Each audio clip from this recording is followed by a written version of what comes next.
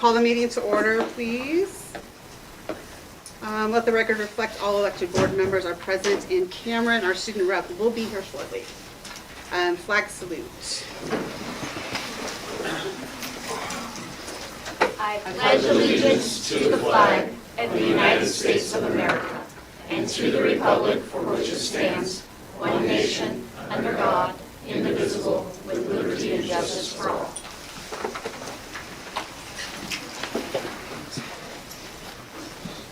Changes, additions to the agenda. So if you look at the review, I have added, there's some things in there that I've added. Grant writing committee update, that's moved to item number 15. WIAA update, I've moved it to superintendent's report since we're starting at 6. And there is, and Scott Sipperman is starting the soccer game, I believe at 7. He will come over right after that. And we can talk to you about the appeals that have gone on and where we currently stand as far as independent status versus league and games, etc. And then set a date for the Transportation Cooperative Open House. Charlie is speaking on facilities on number 3. I would encourage you to maybe we integrate it into that part of the discussion. Okay. And since we had updates to the agenda since it was posted, we need to vote on the updated agenda. Can I get a motion to approve the updated agenda? I make a motion to approve the updated agenda. All in favor? Aye. Opposed? All right. Public comment is next. We're trying to answer questions that came up in public comment the previous meetings. And we had 2 questions that came up that I'll address quickly. When were applications for the District 3 position received? We had 2 applicants that followed through with the entire process. Mike Farnell completed his online candidate information form on the 13th, and he had already submitted his resume and cover letter on March the 12th. Daniel Leopold, probably saying that wrong, completed his online candidate information form on March 28th and submitted his resume and cover letter on April 8th. And I think Whitney's here somewhere. It's your questions, so come on up, Cameron, you're good.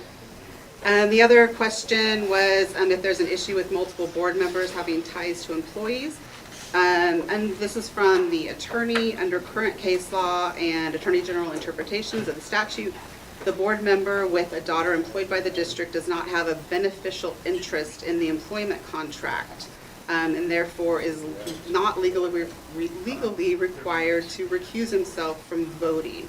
And then any other board members that have spouses that were employees before the board member assumed office will always abstain from voting on any contract that financially benefits their spouse.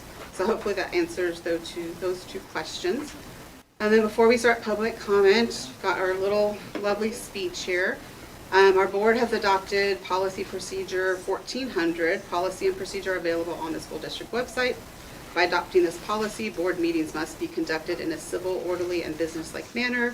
This means that whether we are school directors, district staff, students, or members of the community, we all must follow the same standard of civility during school board meetings. Generally, the first item of business at regular board meetings is public comment, which is something we value. This is an opportunity for visitors to be recognized and make brief comments. Please keep in mind that this is the only time that the public is recognized to speak. Comments and questions during the meeting are not allowed and the board will not respond. We have a sign-in sheet for those who would like to speak. It's always at the table up front. This allows us to call you forward. Total time is 3 minutes per person. There's no mechanism whereby a speaker can donate some or all of the time to another speaker. No individual may speak more than once per meeting, even if there is time remaining.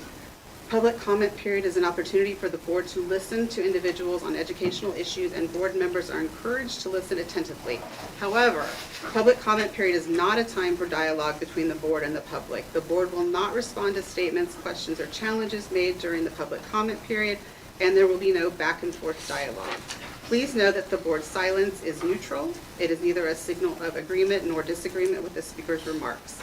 Although the board will not engage in dialogue, the board chair or superintendent might ask the speaker a clarifying question or respond to a specific comment. If you have a specific question or issue that you would like the district to follow up on, please let us know and someone will contact you within 72 hours. Finally, please remember that your words have impact and you, not the school district, are responsible for your words. We caution all speakers that it is possible that your statements could violate the rights of others under various laws, including laws protecting privacy and laws prohibiting defamation. If you are unsure of the legal effect of your remarks, you should seek independent legal advice. In any case, we ask that you help us model for our students what a respectful and inclusive community looks like and sounds like. And our first speaker, Dominic Zimmerman. Is that right? Come on up. Do you do a timer or? That's what shows up on.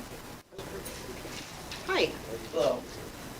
So, Go I'm ahead. new to this, do I just start a timer? Yeah, no, you're good. Kayla will, she puts it up here. Oh, okay, so as a concerned parent and citizen, I just wanted the board to be aware that the district is passing out illegal criminal trespass notices. And what I mean by that is, for somebody that on violation of freedom of speech is why they're being kicked out of sports events. And when you read the notices that are being issued, under the RCW that they're claiming, it says that cannot be authorized for the first one more than 60 days. These are listed for 111 days. And that it's going to be a violation of 9A52, which is criminal trespass. The notices are under 9A42, which is child abandonment. So, and when it's being brought up, there was some dialogue and stuff back and forth, and if they're gonna accuse people of stuff to try to make these, it's nice to get witness statements. I have one from a witness, one from the WIAA referee during this time that this had happened. So I'm just kind of wanting the school board to be aware that this is occurring, and that I did have a conversation with Dan, and a concern of mine with that was, he said if I had anything he would like to consider, that I could send it to him. Well, that's not due process, that's not an investigation. It should have been when I quoted, I had all this, setting up a meeting to go over it and set it all out and do a proper investigation. So other than that, that's kind of really the whole process is this one violation, 10, 20, 30? How many of these are being issued that are not correct? And now if you go back and get it all fixed, when you go and do this, that's retaliation. Because if you're gonna send out legal documents, it should have been prepared and reviewed before being sent out. So I think that's pretty much all I got on it then. And yes, if anyone wants to follow up on me, have an investigation, have to see what I have no problem, you contact me at any time. Thank you. And we'll have Kayla get in touch with you and get some more information. Thank you.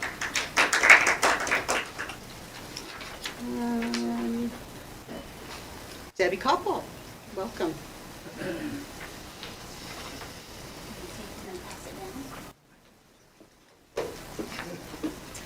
I'm Debbie Koppel, and tonight I'm representing the Sultan Education Foundation. I wanted to just give you a few updates. We are very excited about the hosted team making the nationals. That is a very, very big deal for us as a community, and we want you to know that the Education Foundation Board is 100% behind them.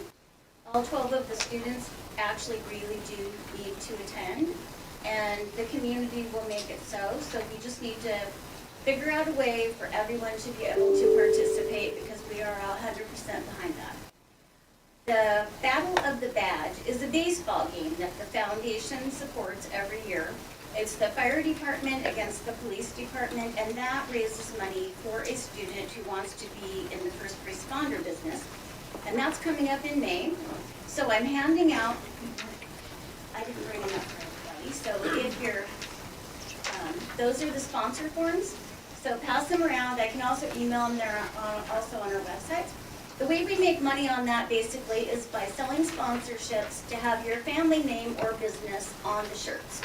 And last year we made $3,500, and that supported two students actually who wanted to get their EMTs, and they have done so. So we're very, very excited about that. Want everyone to come.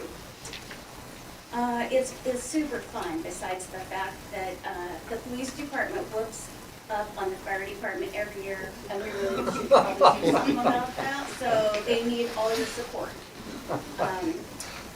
I also work on the Startup Event Center, and I wanted to let you know that our big projects for this year are we're getting dugout roofs on the little T-ball court or field behind the place, and that is happening, actually, we started tonight.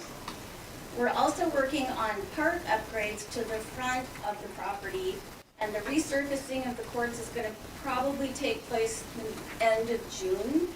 But we're also getting new benches, new side fences. Right now, if you hit a wonky one, you have to chase it down, which is not so good.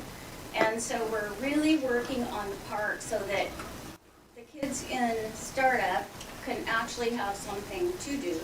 And it's open to everyone in the school district, of course. It's open to all of our citizens. So we want it to be something that everybody can be proud of. So if you'd like to be involved in our all-volunteer efforts to get our community looking awesome, come and let me know. This weekend, past weekend, we installed acoustic panels inside of the old gym, and that we're hoping is gonna help with the echoing noise that happens in there. And we are recently signing up for Musical for Life, or Music for Life, which is an instrument loan program, so that every one of our kids, no matter who they are or what they are, have access to music without having to spend money. Okay, I'm done. Thank you.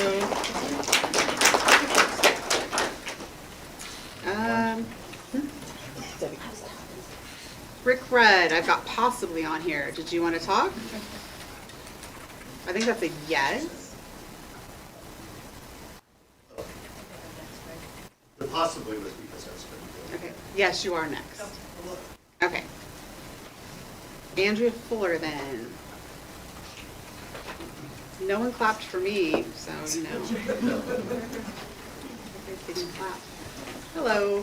Hello, how are you? Good, how are you? Okay, so we are here, I am here, as SEA was given a heads up at our most recent labor management meeting that the board was being presented model language regarding the use of videos in classrooms. And we have some concerns both in general and in specific about this.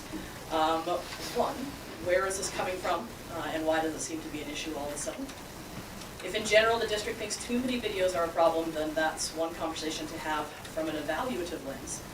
If admin have or had a problem with a particular movie being shown, then that's a different conversation with an individual, and new board policy consideration seems like an overreaction. Number two, our schools have existing expectations, policies, procedures, and permission slips regarding videos in class. Again, what perceived failure of those practices are we trying to address? Three, we have existing contract language regarding supplemental materials and a supplemental materials committee. Why isn't this the path being initiated to address this issue instead of considering adopting new policy? And has the district considered how this would be implemented at the various levels? At the elementary level, for instance, non-instructional videos are used at lunch, during rainy recess, and for classroom behavior awards. Would those fall under this new language? At the high school level, we have 2 elective offerings in the ELA and social studies departments that are literally film-based. To propose that there is never a reason to show an R-rated movie in its entirety dismisses the professionalism of the teacher in these types of classes and the effort that goes into planning those units, the assessments, and the classroom culture needed to get the most out of viewing a film that actually increases student engagement. So we're happy to engage in the conversation further to understand the issues that are behind the proposal. But again, this feels a little left field-ish and seems to be a bit of a solution without a problem. Thank you. Thank you. A little less union on my part as a classroom teacher, okay, of 30 plus years. I use film a lot in my classes. By a lot, I mean, I might use 2 or 3 films in a year. To me, that's a lot. Let me ask you something. Have you guys ever thought about reading part of a book? I don't think you would, right? That's rhetorical. So the concept of us not allowing us to watch an entire movie would be like, okay, we want you to read part of this book and then not the rest of it because something in there offended somebody at some point. Okay, again, if the book is the problem, let's talk about the book. If the movie is the problem, let's talk about the movie. But from a classroom standpoint, it's insulting to hear that we'll be possibly micromanaged to exactly what films we can watch based on what we do not know. Okay. Last year, I teach, so if you guys don't know, I teach contemporary world problems. I only teach seniors. They are all 18. I was showing the movie Flight 93. Are you familiar with that? It is a movie that depicts a minute-by-minute following of the attacks on September 11th. It is based on radio conversation, telephone conversation, and the minutes and everything else like that were taken during that fateful day. We all were alive, except maybe you, during that time, okay? The movie shows no nudity. It does not show any violence because we didn't film any of that other than the planes crashing into the towers. It has language in it and stress, obviously, because we were all stressed that day. It's an R-rated movie, okay? The movie rating industry came out in 1968. A little before Miller v. California came out in 1973. I teach AP Government Politics. Miller v. California, what is obscene, what is protected, what is not.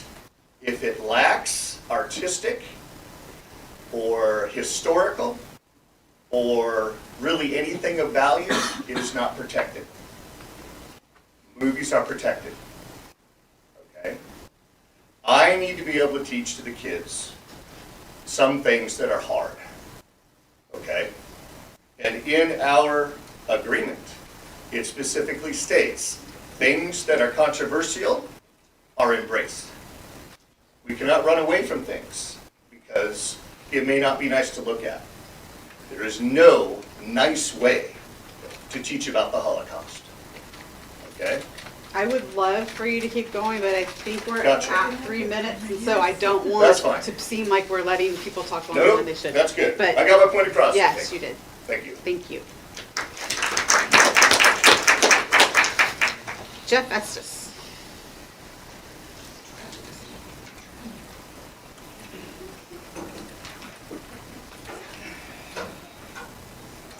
Hello, board, administration, my name is Jeff Estes, and I'm from Startup. I think my short speech here is perfect, considering what I've heard before me. I'm here to talk about hearing and listening. Hearing is the ability to use the ears only. In contrast, listening is a skill that requires one to use senses, including seeing, hearing, and the sense of touch. Hearing is physiological and only uses the ears, while listening is psychological and requires the use of the brain to interpret the messages. You're listening but not hearing. That means you're not getting the word the person is saying, but you're not getting the message. Usually this happens because we're not focused on the person talking, or you have preconceived ideas about what they mean. Hearing is simply the physical process of perceiving sound, while listening involves understanding and responding to what you've heard. Hearing is an event. It is something which happens to us as a natural process. Listening is an action. It is something we do consciously. Hearing is the process of power of taking in sound. Listening involves not only the efforts to decode the verbal messages, but also to interpret nonverbal cues, such as facial expressions and physical posture. Hearing is a sense. Listening is a learned skill. Hearing is the process, function, or power of perceiving sound, where listening is paying attention to a message in order to hear it, understand it, and physically or verbally respond to it. Thank you. That is all. Is there anyone that would like to speak that didn't sign up? Okay.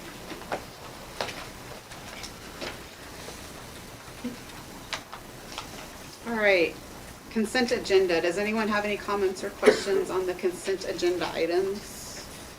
Cameron? Marianne? Mike? No. Isaac? Nope. Dave? Can I get a motion to approve the consent agenda, please? To approve the consent agenda. Thank you. We have a motion. All in favor? Aye. Opposed? All right. Consent agenda is approved. All right. Do we have committee and association reports? Hi. This is us. Okay, Popped up. hello. So I'm Rita Loomis. I'm our Vice President of the Sultan EA Association, and we've started up last month. The high school came and visited and shared some great things. So tonight we have folks from Sultan Elementary who are going to share some great things going on. And who wants to start? Okay, this is Tiffany Norton. She's great. She's a second grade teacher. Different talking to adults than it is kids. I brought a couple things to share from our classroom that make it fun for learning. A couple years ago, I did like a donor's choose type thing and got little lab coats for all my students. And it's a really fun thing when they come in and they're super excited to start learning because they feel like they are part of that whole process. And so they were so inspired last year that the family bought me my own embroidered one, which is really cool. Because they know I'm all about science. So one thing we did this year was at the beginning, during Halloween time, we had a pumpkin and we named it Pumpkin Jane. There's a book called Pumpkin Jack, and it talks about how the pumpkin decomposes in the garden, and then the seeds go into the ground, and then in the spring new pumpkins come up. So we put our pumpkin in here. We named it Pumpkin Jane, and it was 11/6/2023 when we put it in here.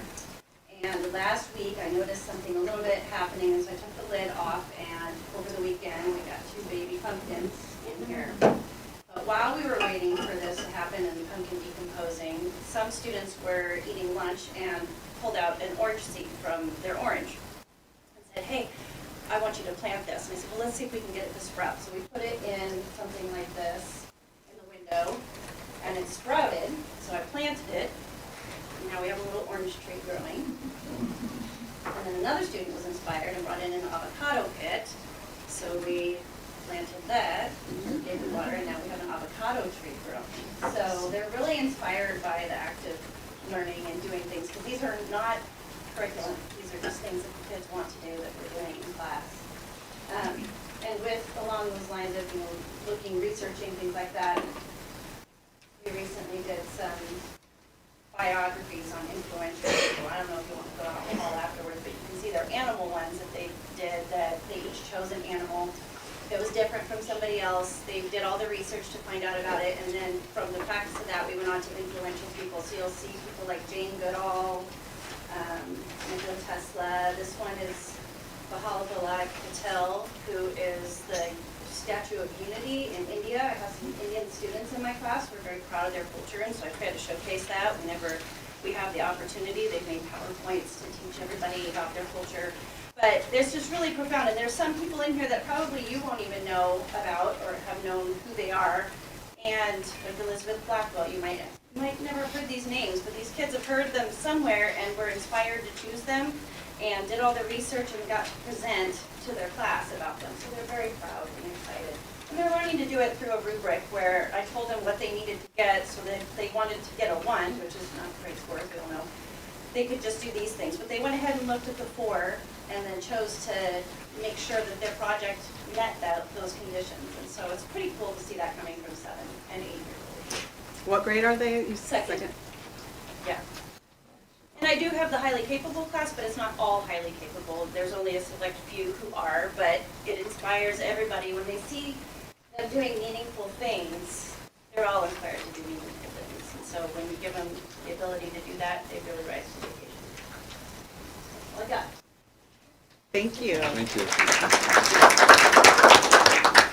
Next we have Amy Smith, who's our art teacher here. Yes.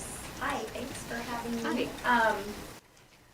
I've been a teacher here in the district for 29 years, and I've had a lot of roles, but I have to say my favorite by far is the art specialist here at Sultan Elementary School. This is only my 2nd year, and I couldn't love it more. It was kind of a surprise when it happened that I could get it. But I'm also the SEA union rep, just throwing that in there.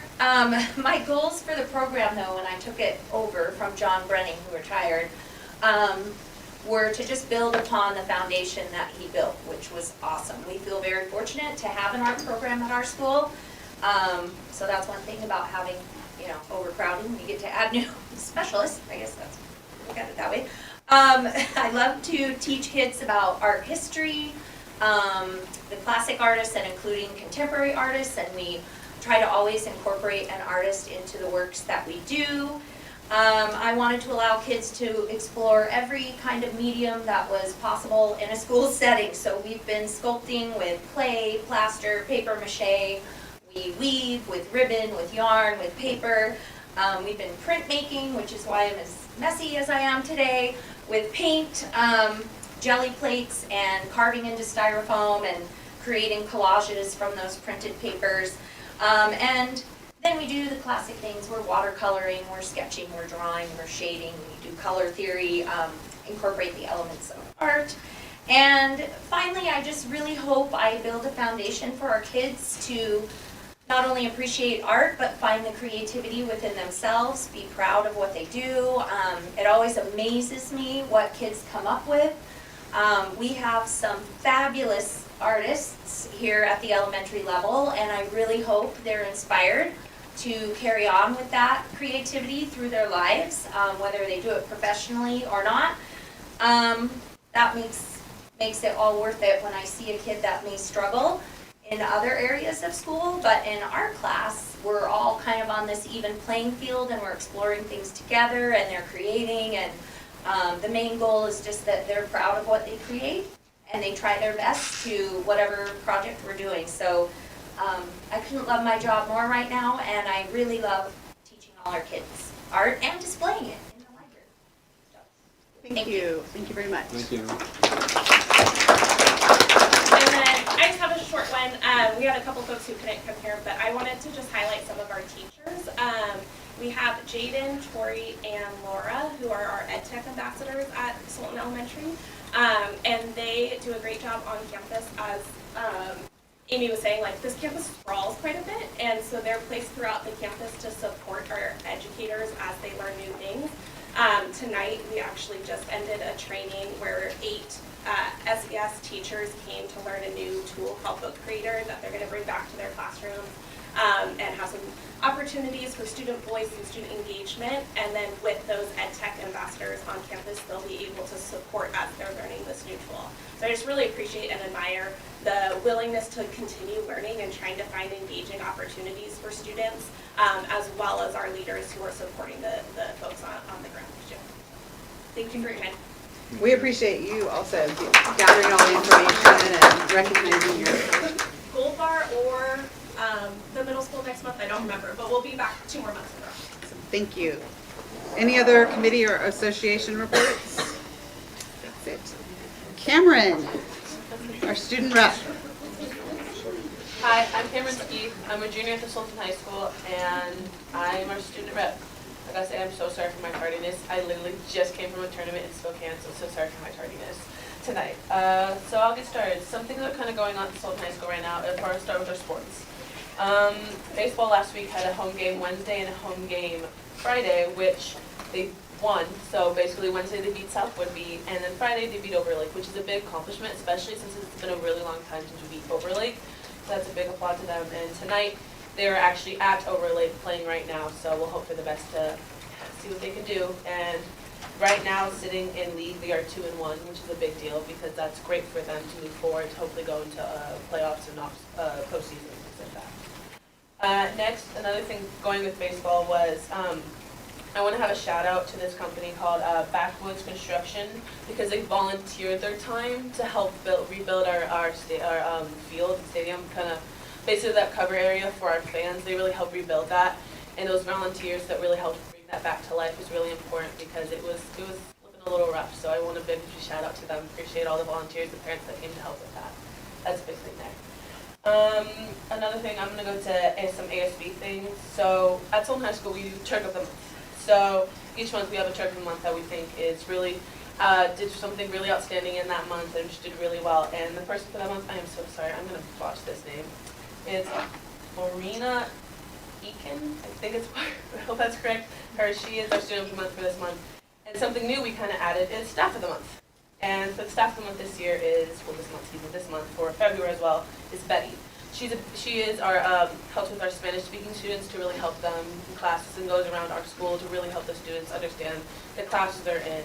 So a big shout out to her, so things there. And lastly, is HOSA, but I'm not gonna spoil that for Ms. Varnell, so I'm not gonna speak on HOSA. I'll let her do that, but let's just say it's something really big happening that they did. So yeah, that's what I have for this today. Thank you, Cameron, appreciate it. Round of applause today. Mike Marin, see if you get a standing ovation maybe. Teaching and learning updates. Yes. So I'm going to talk about two different things.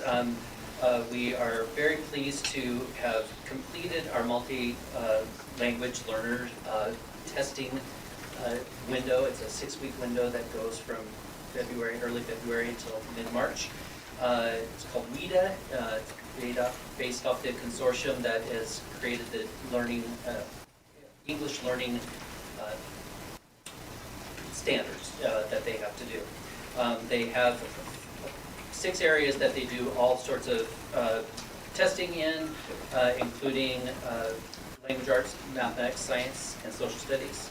But they are scored on listening, reading, and viewing for interpretive, and expressive is speaking, writing, and representing. So they have all of those, and we get the test results in June, so we'll be sharing those then. My second update is, the second assessment is the Highly Capable program has finished their testing.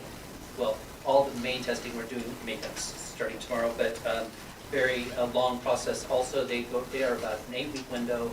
We do screening for 3rd grade, and so all of our 3rd grade students are screened, and then those that meet a cut score of 72, we actually cast way down in the list to bring in as many possibilities, and then they are given a full battery of the COGAT. And then then 1st grade we do a screening. These are new laws that have been enacted and re-emphasized in the last year. So our 1st grade, we do a nonverbal screener, which means that it takes out students' primary language, socioeconomic status, educational history, or vision impairment. And so we are able to screen 1st graders with the Naglieri test, and it also renders us several possible candidates. So, and then we do a selection committee we went from placement to selection this year. That was new terminology also. So that will be done in late April, and then we notify parents. And then my second topic is just an update on the math curriculum, which you approved. We have purchased all materials, all manipulatives, and the professional development packages. All of those have been purchased, and they were, I believe, I think they were approved today to go out. So just wanted to give you an update on that. That's awesome. Questions? Were we able to get in October? Yes. And actually, because the materials are so teachers will have their teacher manuals in June, and we had to change it wasn't an exact split, $4,000, a little bit more on the first payment, but we got the entire package lower than what I had told you. So we're down at about 188 versus 224. So that's good information to know. The first one is a little bit more because we paid the taxes and the shipping and then we get our manuals in June. And I've worked with principals, and they're going to be able to hand them all out, check them out. And then, and certainly not saying that they have to look at them, but many teachers do want to look at them, talking elementary teachers. And then when all materials come in August, choosing the 2nd week in August to have them brought to the buildings, they'll be distributed. And that's when we actually get billed for the first payment. So it's actually not June, it's actually probably going to be August or September. So it does come out of this year's budget. Cameron, any questions? Mary Ann, anything else? I have mine answered, thank you. Mike? No. Isaac? I have nothing. Dave?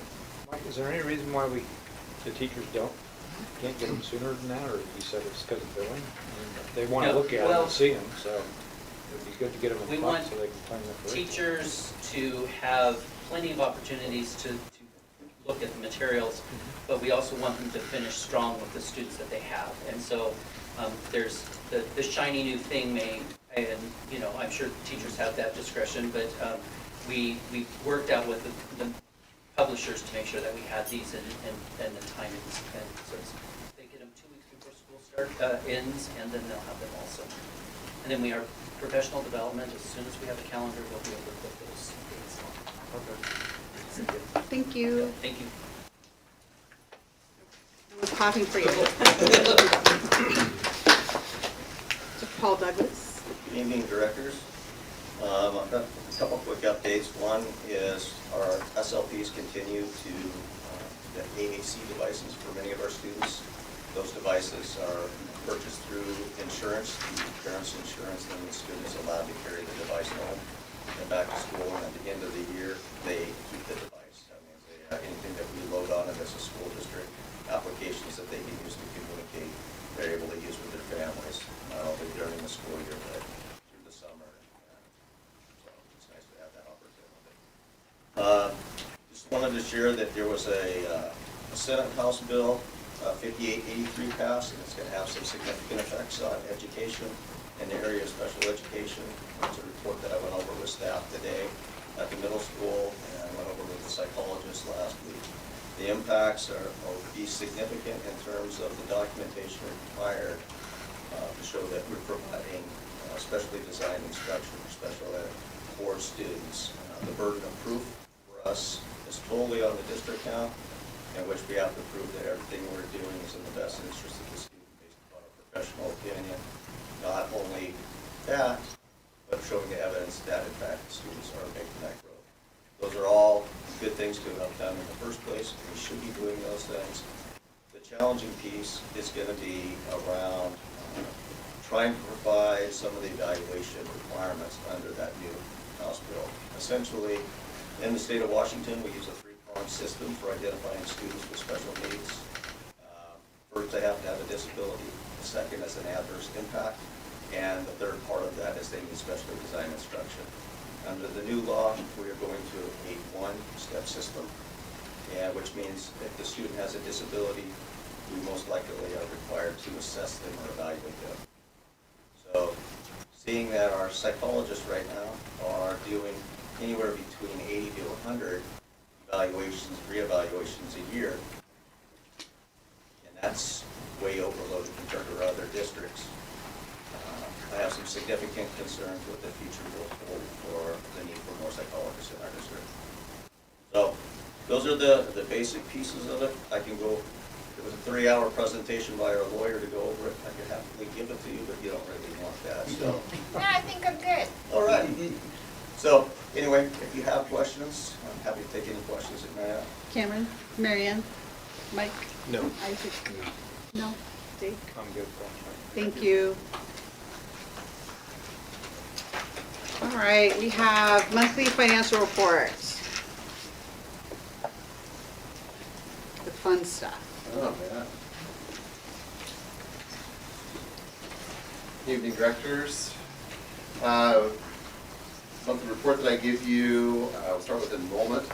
And based on a request made by Director Nason last month, I have changed the budget numbers in the first column to revised budget so that we lower those down. They are indicated in red now, and you see red at the top indicating revised numbers, so they're a little bit more comparable to what our revised budget is to what actual. So anyway, with that being said, for the month of March, traditional was down 6.02 FTE versus the prior month, but our alternative programs were up 4.70 for a net change of a negative 1.32.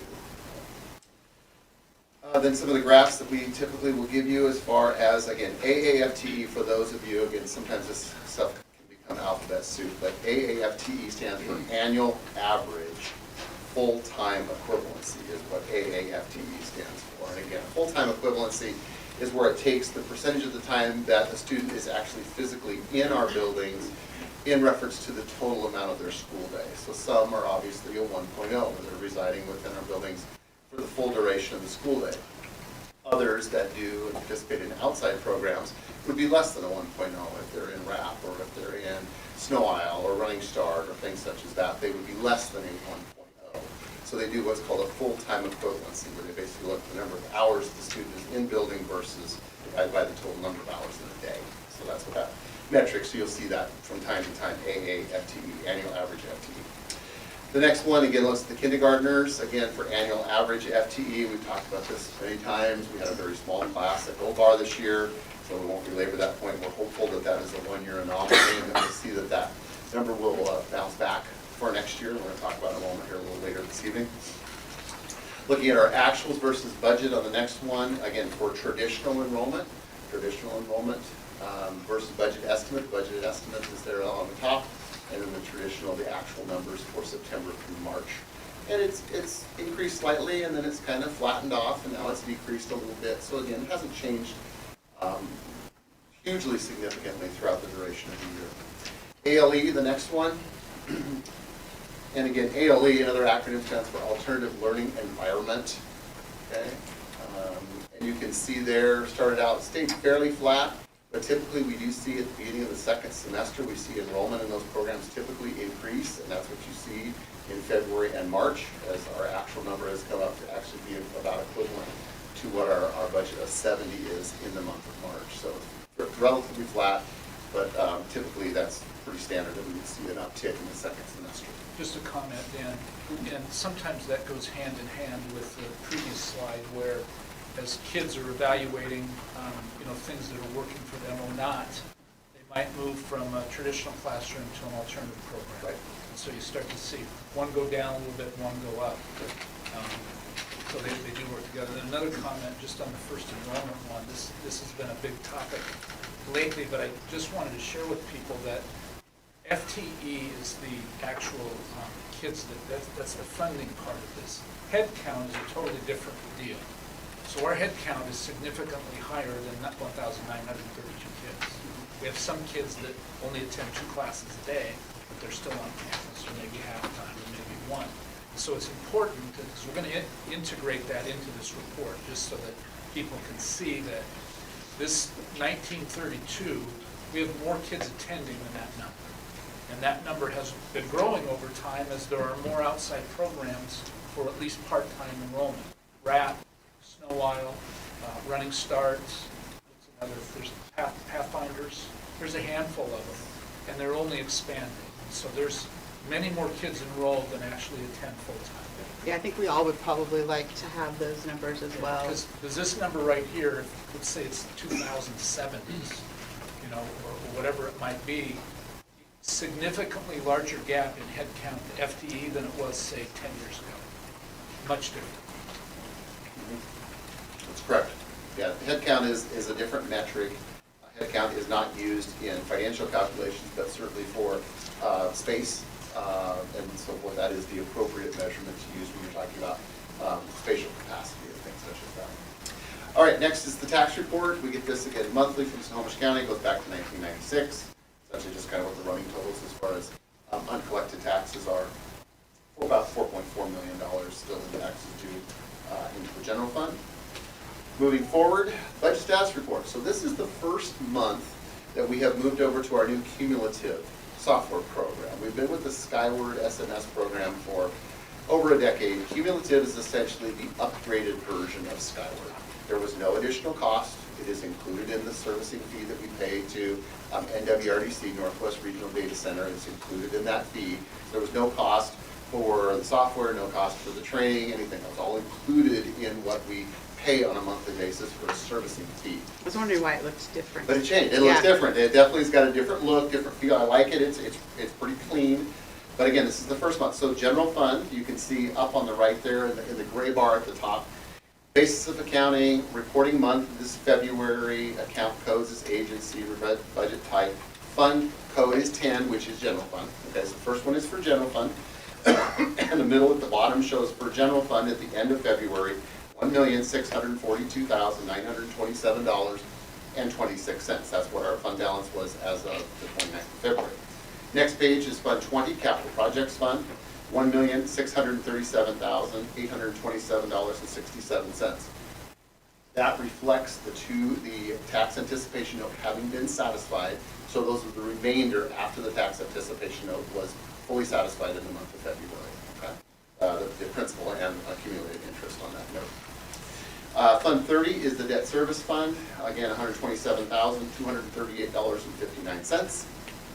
Fund 40, Associated Student Body, and again, this is all areas, all 4 schools combined, $203,716.60.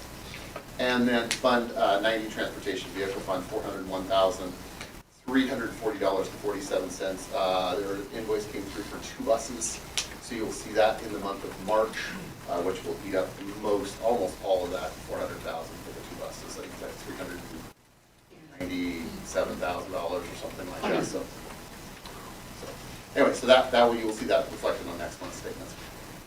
The next page is, I am still, as I'm learning the cumulative program, I'm still working on some of the supporting reports to give to you. So this is kind of an abbreviated one, but I did want to give you this. This is again the continuation of the fund balance projection sheet that I show for you each month. You can see at this point now an projected ending fund balance of $717,945. And you might say that's higher than it was last month, and you are correct. Because I had made a comment that while we got an increase in our transportation allocation, I got it at a late point, and it was not in last month's, but it is in this. So essentially that change from last month to this month is that transportation. The lion's share of that increase is because of the increase in the transportation allocation that we received in February. So that's reflected in the $717,945. And that number reflects purchase of the curriculum? It does. It is in there. It has the purchase of the curriculum, like Director Marion just said. The numbers will change a little bit because the final numbers was just a little bit higher on the front end and less on the back end. So next month I will true that part up as well too. So, excuse me. Continuing on, Kayla, the next one again is just kind of the graph as far as how the fund balance kind of ebbs and flows throughout the year. And then the last one, last page would be as far as as far as fund balance. If the $717,945 were to come to pass, that would be a 1.8%. And I know later on I saw a comment as far as minimum fund balance policy and looking at that, but that number would equate to a 1.8% ending fund balance to prior expenditures. Cameron, questions? Marianne? Mike? No. Isaac? No. I have none. Dave? Okay. Thank you. Thank you, Directors.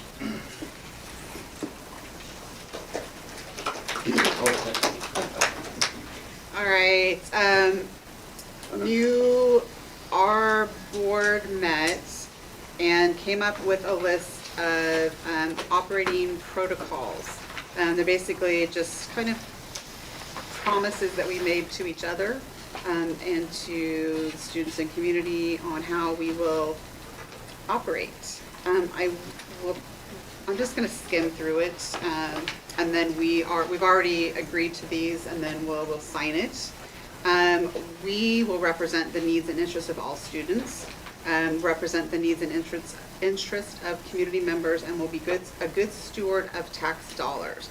Make decisions based on the best information available to us at the time of discussion, knowing that a decision may be revisited if additional information becomes available. We will value and respect board members' opinions in an effort to collaborate and build team consensus in decision-making. Listen respectively with an open mind and ask questions to clarify. We commit to engaging with individuals as they approach us and direct them back through the chain of command. Share the information with the board president, superintendent. Support the board decisions publicly once they are made and will not work to undermine those decisions. That's a big one. We agree to avoid words and actions that create negative impressions of an individual, the board, or the district. While we encourage debate and differing points of view, we will do it with care and respect. We'll strive to have no surprises. Board directors will receive all the same information at the same time. If we have something to add to the agenda, we will ask. Agree that no one will speak twice until everyone who wishes to has spoken once. That ensures that each board member can speak so that no board member dominates the topic of discussion. We commit to acknowledging all communication within 48 hours. That was a compromise there. Notify the superintendent or board president as soon as possible if you're going to be late or absent. We agree to read all board materials in advance of meetings and be prepared to act on agenda items. I will do my best to ask any questions I may have on agenda items before the board meetings. Exercise our ability to change my opinion or position on an issue as part of board discussions, not locked into an initial stated position. We strive for a collaborative and constructive working relationship with all members of the board and assume positive intent. We recognize and appreciate each board director's diverse backgrounds and experiences. We look for and recognize the positive contributions of each board director and will make allowances for occasional errors or mistakes, turning mistakes into opportunities for growth. We practice fiscal responsibility and sound financial management to support our capacity to adequately fund programs and priorities, avoid conflict of interest or the appearance of impropriety that could result from a position as a board director. We will, to the best of our ability, attend all board workshops and retreats.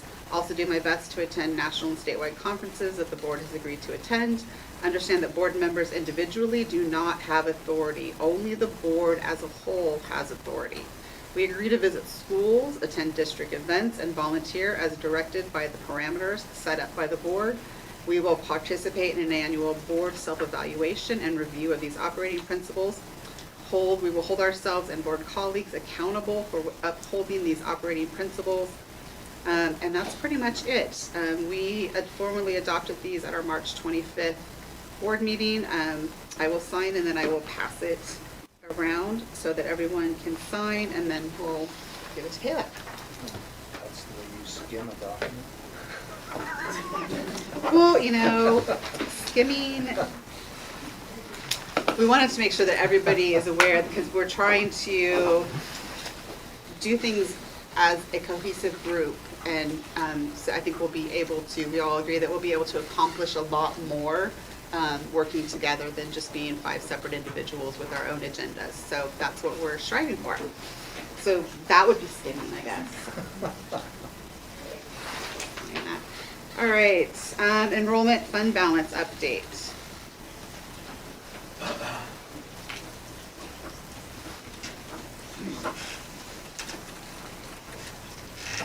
All right, directors, spoke, had an opportunity to speak with you 2 weeks ago over the same topic. The document that you see this evening is the same information, same figures, same calculations that I presented to you 2 weeks ago. The reason for that being is we have not had another enrollment count since then. This includes the March count. We obviously have not had the April count yet, so I have no new information or new data to share with you. Maybe kind of go over just a little bit some of the things that are on there. Caleb, can you bring it up? There we go. All right. A little bit bigger. There we go. Perfect. Okay.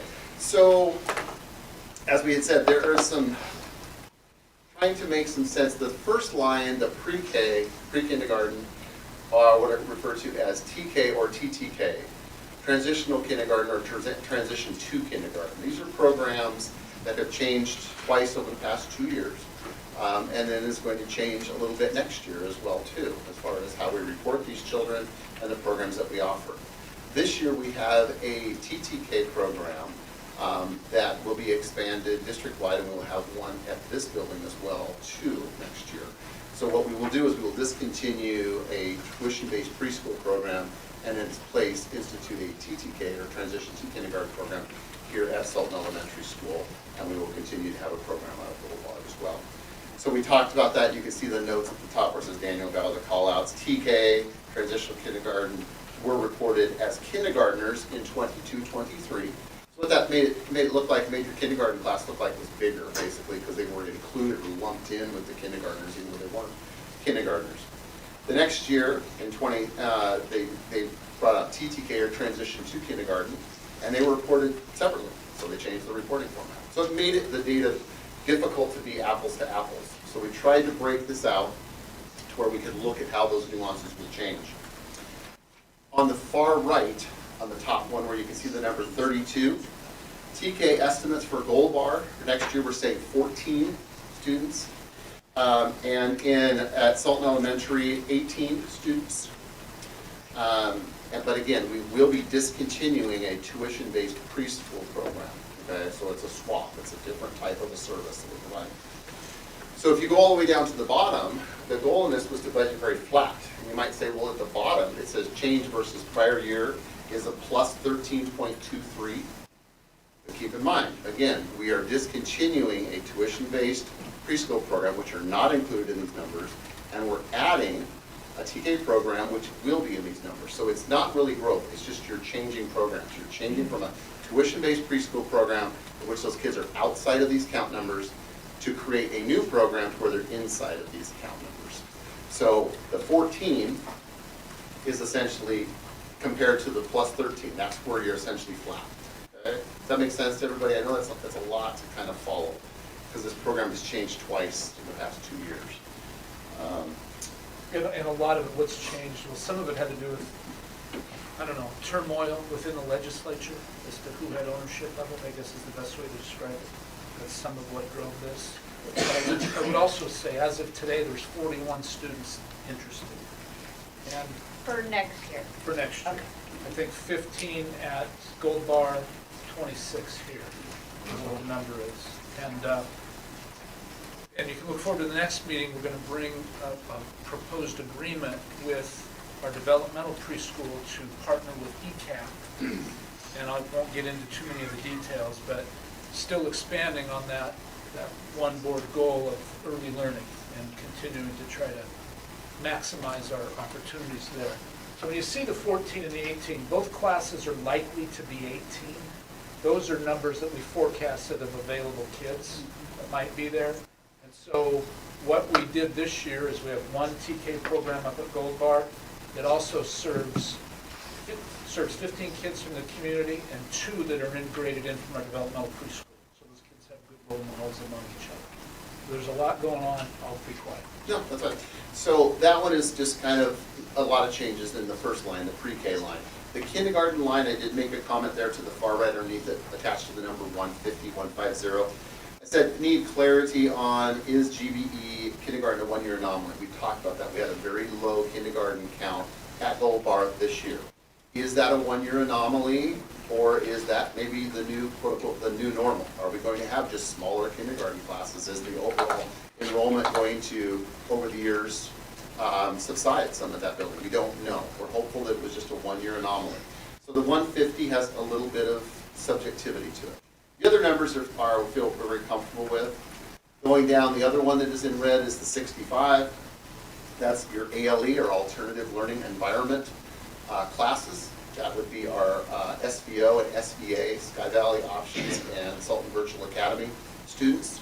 That's 65. That basically is our annual average as of through March. Okay, so we're basically budgeting flat. So that's 65 there.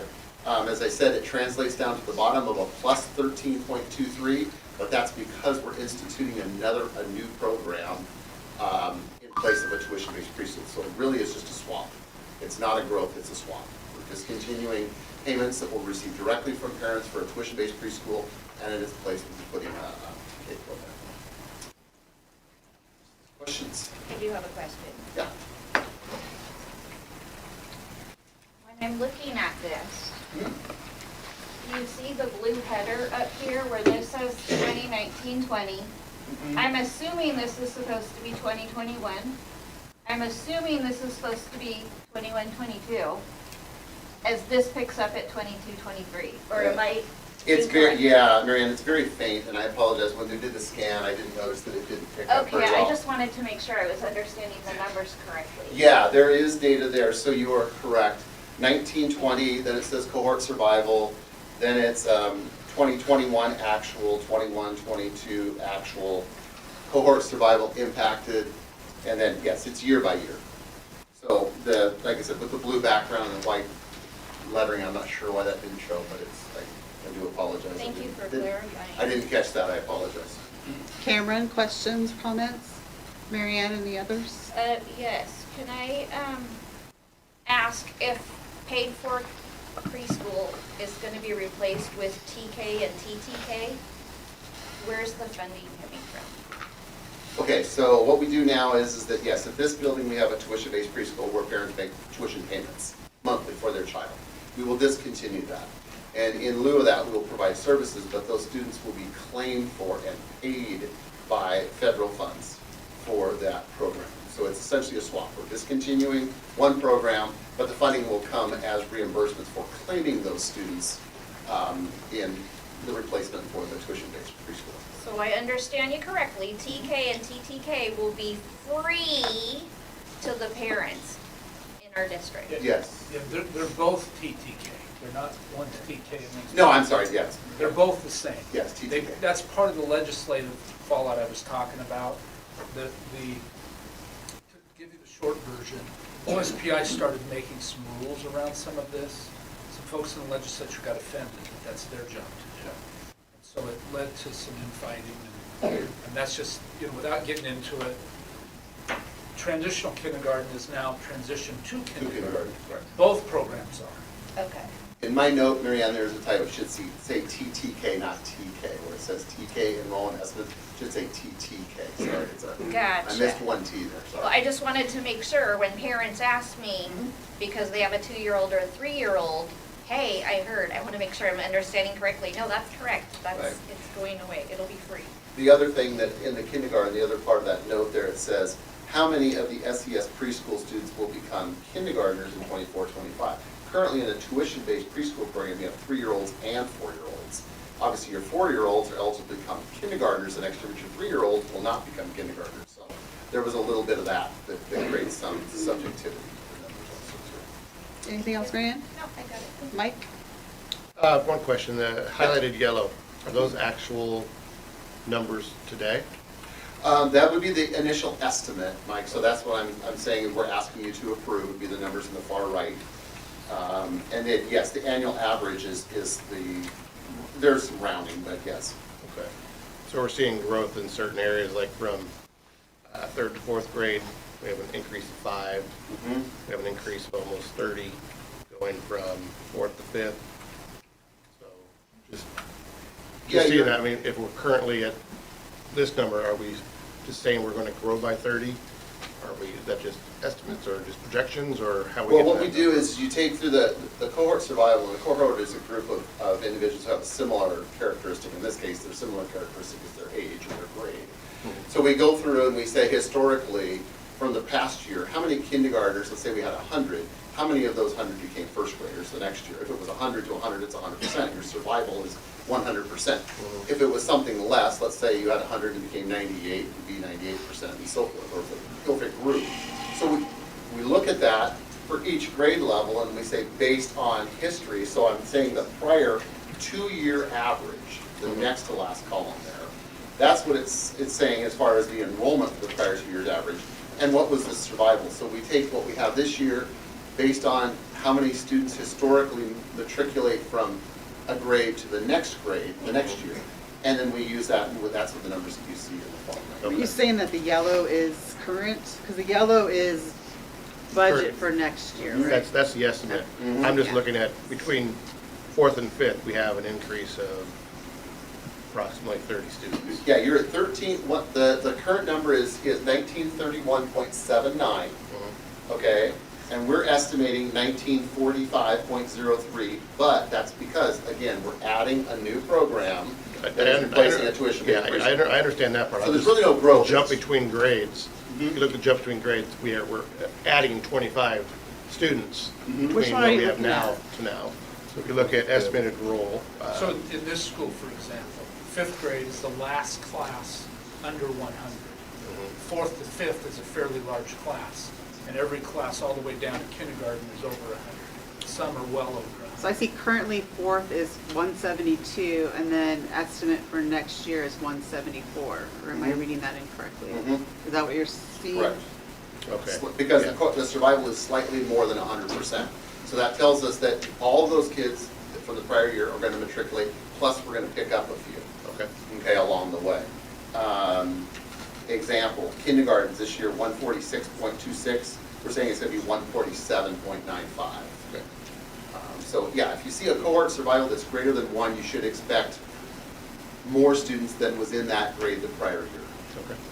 But in aggregate, it's flat, essentially flat. And that's what we wanted to do, is we didn't want to have a repeat of the. This year, we budgeted for growth, it didn't grow. But from the beginning of the year to now, we've grown. And we did the same thing last year. So it's just continuing to go with a conservative deal. But that has an impact on what your fund balance is. It has an impact on your hiring because your staffing is based on your enrollment, obviously. So that's where the second part of this discussion is we have a 4% fund balance requirement in policy, and that's a pretty big climb from where we are right now. And so we have to have that discussion on what that looks like. Did that answer your question, Mike? Yeah. Do you have any other questions? No, that's it. Dave had a question last week too, and I want to make sure I adequately answer that. He said, I think was, what is the danger in budgeting estimating too high or too low? Maybe those weren't your exact words, but that was kind of the gist. And what we talk about, Dan kind of touched on it, is it the number of, again, and this is FTE, everybody, full-time equivalency, it's not head count. All your financial numbers are driven by full-time equivalency. That's why you see, we're not going to have 47.95 kids. We're not going to slice a kid, and the fractional percentages here. But what we do is that if you budget your number higher, obviously it's going to drive more anticipated revenues, because the higher the enrollment, higher the anticipated revenues.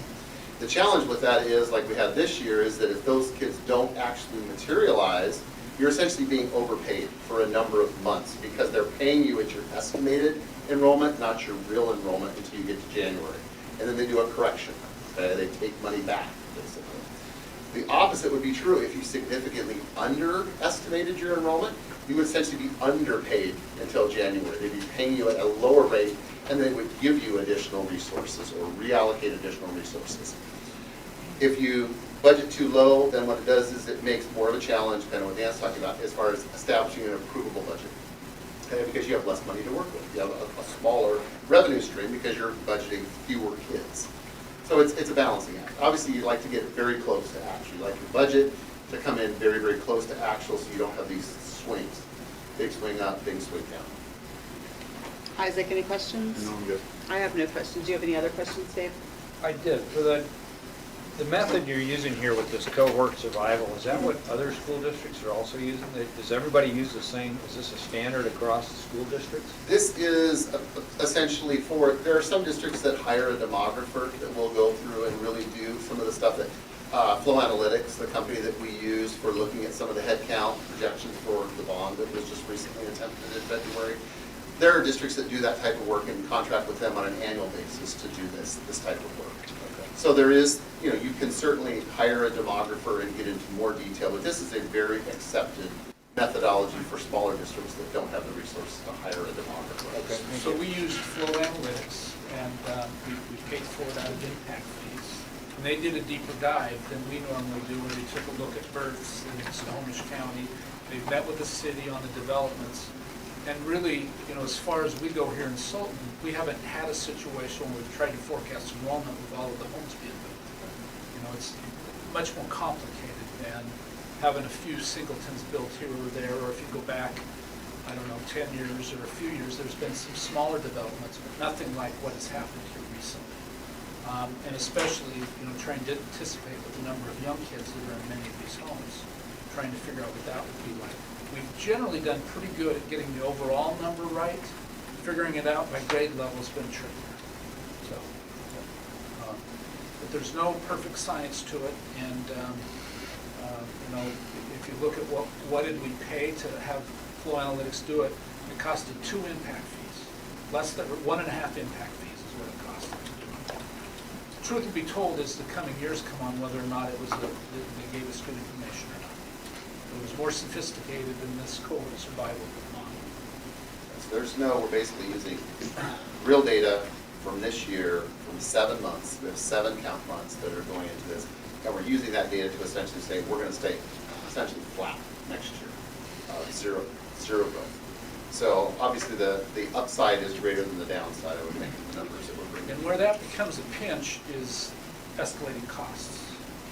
and, trying to respond to how does that play out? When you roll everything forward a year and you look at, okay, what the legislature do, what do our other commitments do, and trying to play it in there with something that's fixed, that's where it gets tricky. And trying to figure out, but you can't just make up an artificial number, that just won't work. You've got to make it all work with numbers that are real. And that's where it becomes a little challenging. So the second part of this is my recommendation would be $1 million ending fund balance. That's lower than 4%. But really, I think as a board, you're going to have to give us direction on, you want us to stick to the 4%? Or you want us to try to reach that by the end of next year? Did you add that into the agenda, or is that? That was part of the fund balance discussion for this one. There was a little bit in the narrative. And if you need more time to determine that, we don't have to decide today, but I will tell you, it has held back on my hiring of some staff. There are some, I posted some at the elementary that we know, there's some at the secondary that I need to address sooner rather than later. And knowing what I'm working with, or we're working with as far as the fund balance, plays a role in that. We don't have it as an action item though, just discussion. Okay. So do you want just kind of our opinion for I now? mean, I think getting your thoughts, we usually have not decided on the final number until April, I think is when we've kind of done it usually. I don't know that we've done it in March, maybe we have. But if that enrollment number is good, we're ready to run with it. But it will eventually roll into a financial number. It'll equal dollars. And when I add the dollars into where we are staffing, that's where the rub comes. Well, the percentage that we have now, we need to change it. So, I mean, it's not going to happen. We're not going to get having the 4%. You can get it, it just depends on what kind of program you want. Yeah, that's the rub. I'll let Mike, since you dealt with this a lot, what are your opinions on updating the fund balance? We've had this discussion before. We need to make sure that we have a plan to get back to where we need to be at 4%. We need to make sure that we have those funds available if needed. When I saw that we were at 717 from where we were previously, I kind of took a deep breath, said, oh, we have some work to do. So I think we can take Dan's recommendation, but I think we need to talk about it maybe a little bit more. Like a study session, probably. We can devote the study session to a much deeper dive only on this issue. Yeah. And that's typically what we've done, but for the sake of, I'm feeling obligated, to move on for our staff, for our students, our board, our community, and that is to get to the business of posting a few positions. Does anyone have an issue with going with the recommendation of going down to $1 million and then we work ourselves back up to, and do the work during a study session to work ourselves back up to a higher percentage? Mary Ann? I stepped out to use the restroom, and You miss everything when you do that. the issue before us was the enrollment numbers. There's nothing on this sheet for this discussion that shows me enrollment number. It only shows me enrollment numbers. It's not showing me budget numbers. Well, this is more of our fund balance, like what we. The enrollment and the fund balance go hand in hand, and it's really for the 24-25 school year is really what it's a target that we're trying to get for that. Because if we keep our target fund balance, then the stuff we offer for the kids is going to be cut drastically because of trying to keep that number. So do we go down to a recommendation of doing $1 million fund balance to get going so we can hire some people, and then we work ourselves back up? This is the fund balance. It's on it was in the report that Dan reported on earlier. Just discuss it. While you're looking at that, Isaac, what are your thoughts?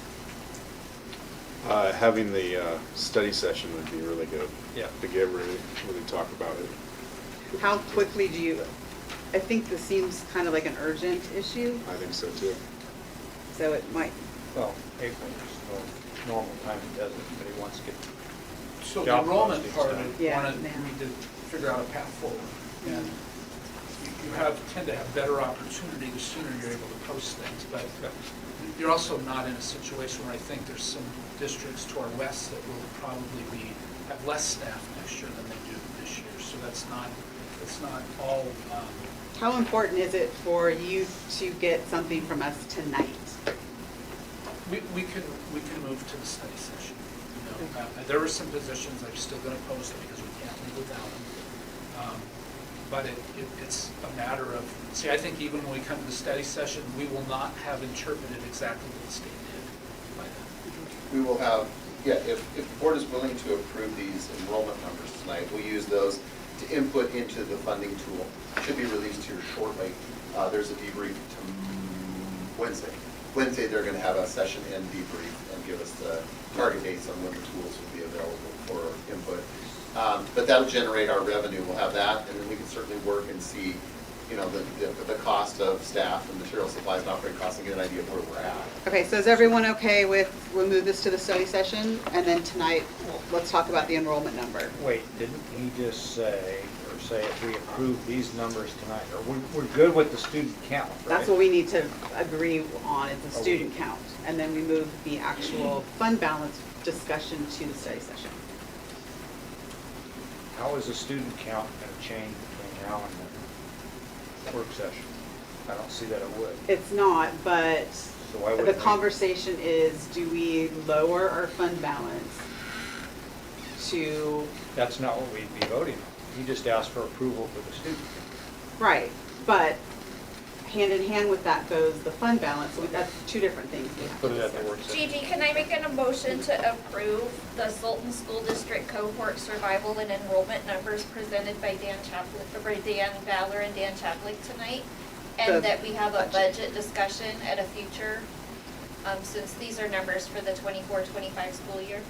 Do one motion to approve the budgeted numbers as presented for student count, and then, For FTE? yes. Yes, that's all I'm asking for. Can you in my state it motion. again for Kayla? Hey Kayla, I'd like to make a motion to approve the Sultan School District cohort survival and enrollment projections for the 24-25 school year as presented tonight by Dan Ballard and Dan Chaplik. All in favor? Aye.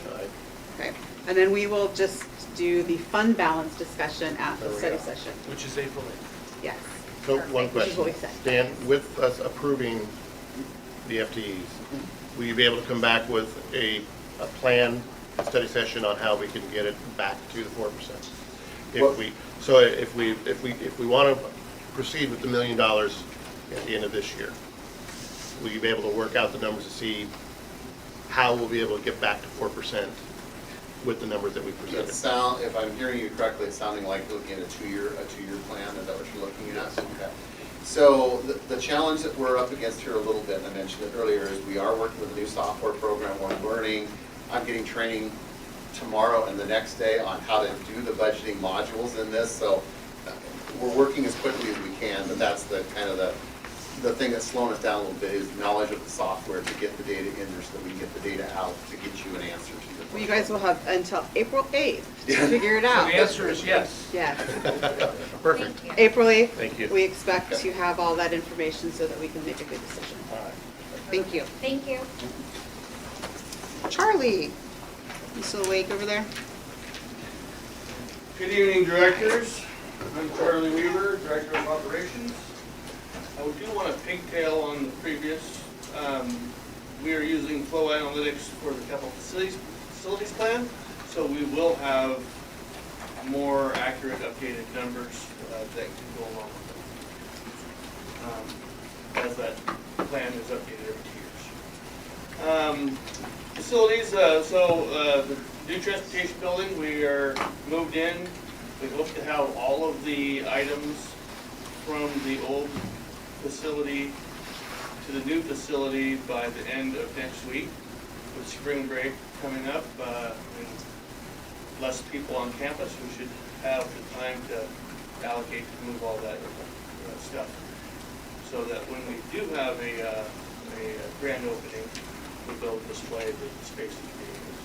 So we would be looking at doing a grand opening between April 15th and the end of April. We'll announce announce that date soon. Can we come up with a date now? Sure. Is there a reason why we can't? Dan was suggesting a Saturday. I suggested that so people could go. Yeah, I would like a time that allows the bus drivers and maintenance personnel to attend, and because they're a big part of the whole process. Would that be a Saturday? Saturday. Or midday. Or a midday. We do have a few drivers that transport students in the middle of the day, but our Or even two? a non-student day would be the best. The public likely wouldn't be able to attend in the midday. Correct. They would on a Saturday, so it's. How about April for the 20th? Saturday, for the public mainly. What time? April 20th, what time? 11 to 2. Sure. There you go. And people can, any staff can make their own decision on that day, but it leaves it open for others. Again, I don't know there's a perfect time, but certainly Charlie's got people coming through right now, little by little. We want to do a regular event. Okay, so April 20th, 11 to 2. All right, go ahead. Okay. One of my other items is the high school gym floor from the recent winter storm. We just found out we got an approval for a full replacement. Good. There is, because of the dollar amount, there is some bid requirement stuff that we have to follow, so we will start working through that tomorrow. We just got the information this afternoon. Oh, that's great news. That was for Sultan High School?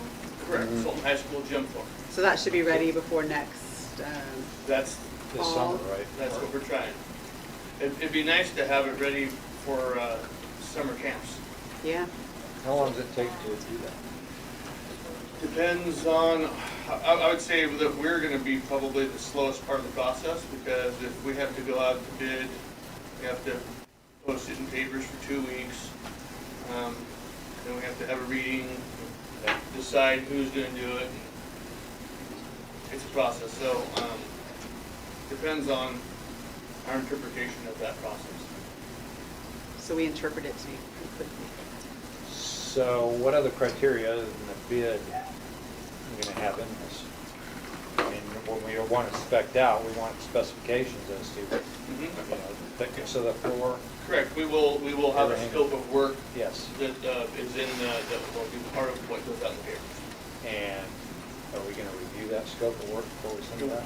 You can? Yep. Do we want to do that in a board meeting, or do we want to do that in an email? I don't think we can do that. Serial meeting. Yeah. So, can we do it in a work session sometime? But when are you gonna, it depends on Could when we it's gonna be have done. a 1 or 2 board member committee on the gym floor? Yes, That's an easier way. Oh. because, yeah, I think, because, That way yeah, it's not a lot easier. And then you can speak for the board, yeah. Okay. One member, 1, 2. there you go. There you go, you got 2 people. Okay. So we'll move forward with that. Makes it faster than having to come back Sure. and No, I meet and agree. stuff, so, Okay. yeah. I'm all about that. A couple other little things. We got our first tree put in the planters out here. I don't know if you've seen it. I donated it. It was thought it was a weed, but it ended up being it's a like corkscrew willow. My wife planted it, and I thought it was a weed, but it became a tree, and it got bigger than the space that it was in, so I donated it. It's in the planter box. Got a great Willows need a lot of water. Great way to Thank you, put things, Charlie. Thanks for bringing your weed to our. Yeah. Now you have an orange tree, and what was the other, Oh, yeah. avocado, or, yeah? We have a grove. Where do you need trees? Where are we looking at? putting Well, trees? so we have those, where we took the willow trees out, a winter ago. We put, so in the southwest corner of this property, there's 3 large planter areas that we, where the trees used to be, there was a mound of sawdust and shavings from the trees.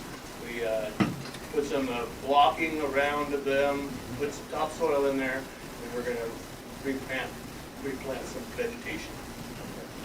What about the SES gym? SES gym, still waiting on, we have, the numbers are in, not to us yet, but they're in to KCDA to review. I hope to have them today so I can share them tonight, but I do not have them yet. For those that don't know, we haven't had heat in the elementary gym for quite a long time, A few months. and the gym was built in 1951, and you got to replace the whole unit when something goes bad. So, Does anyone have questions on facilities before he does his driver training? Cameron? One question.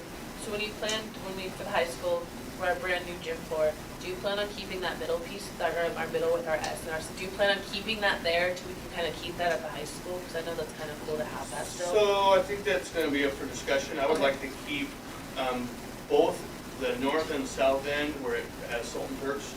I'd like to have those cut out and saved. The center emblem, I always thought it would be kind of cool as a background on the wall of an office or an entryway or something, just to display it. It's a good piece of artwork. I don't think it should be displayed, but I definitely think it should stay at the high school because it is high school. I think So it's thoughts? yeah, the board will Definitely. decide that. Any changes to the, any of the buildings or facilities they have to do. Marianne, anything? I regretfully would like to let you know I cannot make the 20th of April for the You're open welcome house. to come down anytime. Thank you. My niece is Yep. getting married.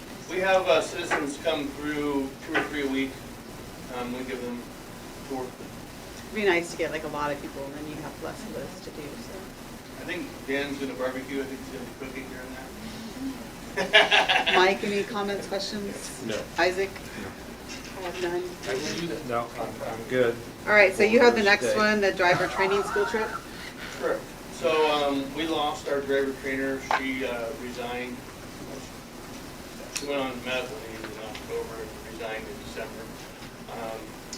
We have been without a driver trainer. We are short on drivers, and so we have contracted with Monroe.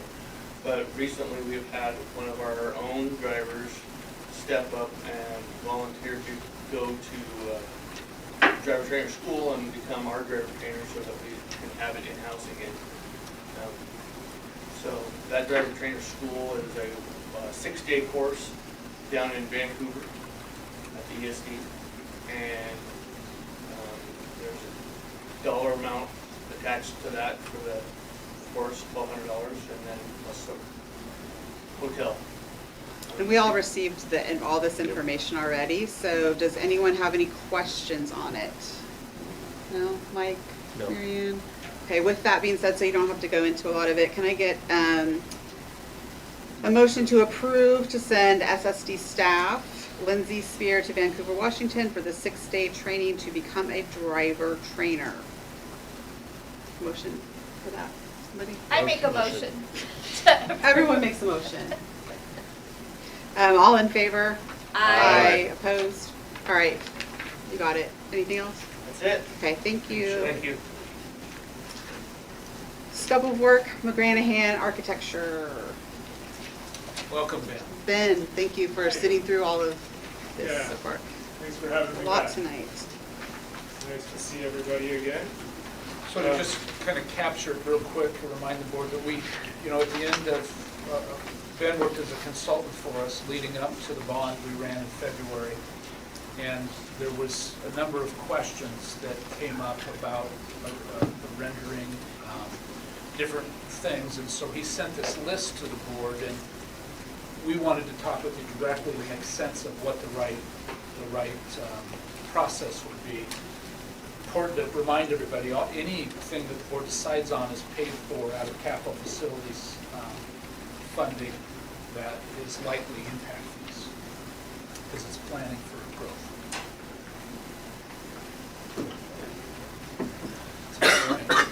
So did you have stuff you wanted to say I don't first? have or- any presentation. I gave Dan kind of a list of suggested services when he asked what it might take to look at possibly locating an elementary school on the same site as the middle school.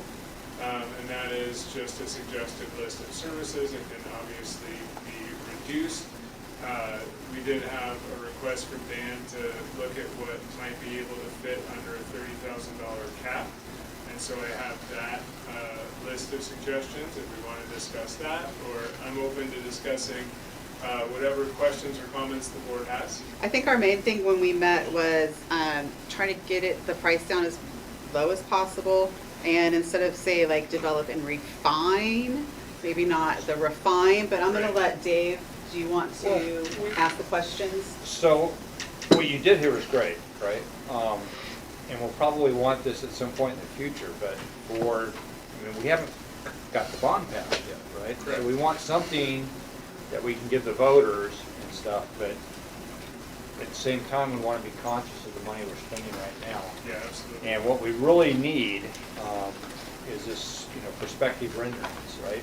Based upon, what other schools, the footprint and stuff like that. We don't need a detailed, site diagram, right? Like what you have here, provided this refined site plan. I don't think we need some of that stuff there, so. Yeah, so the question would be, what site do you want to look at that would help me refine an estimate? So we just purchased Right, if we're looking at the Greenfield site, that's one number. If we wanted to move to a site that we haven't studied yet, that would require a different level of care for the renderings to be created. I think we keep the focus on the Salton Basin property. Right. I agree. Everybody agree with that? Yeah, that's what we're looking to build. Yeah. That's Well, because we also have the Bond vacant for. property behind the middle school that we could possibly use if we needed to. So I think Before that's- it became a reality that we were gonna get those 49 acres, we talked about how do we do a reconfiguration of properties we don't already have, and that's where the middle school came into play. It's not ideal, as we're talking about a little over 10 acres for the entire footprint, but it's doable, and so that's how that came. I added that part. If you would like a rendering that's based on the Salton Basin property, then we don't even need to consider the middle school. And that probably eliminates some of that work. But as people were asking for, what will it need to look like? Well, the thought, as we've already been talking, is we're not, we're gonna build, when we have the opportunity to do it, something that is reasonable in price and not, not something you might find in Bellevue where you're spending all kinds of money on things that aren't maybe necessary for a school. So similar to McGranahan designed Gold Bar, and so it'd be something similar to that, I presume. Mike, you weren't in when we discussed this. Do you have comments or anything you want to add? No, I was part of the Studios? CPAC when we were going through it. Yeah. I'm pretty familiar with what they came up with and comfortable.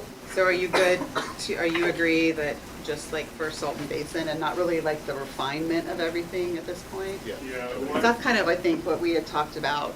Right. Yeah. I do want to caution the board, often we can put these renderings together with little to no information and they look great. When you put them out to the community, they can't be seen as final products. And then when we get into design, there are constraints and considerations that require us to refine the design, obviously. And then you can have people that say, oh, I looked at this in 2024 and this is what you gave me in 2026. And there's just some discussion that needs to be happening with the community at that level when we do a rendering that doesn't consider things like, program or logistics around programmatic. We already had that at the Gold Bar presentation where, Right. yeah. Yep, so it's just a conversation that we need to have if we do move forward with renderings. And we'll have some language that you can share with the community that is just a concept rendering and it doesn't represent the final product. Isaac? Also, one thing that Marianne brought up at our last workshop, retreat, would it save money or can we even take another school design and reuse that, or is that a big no-no?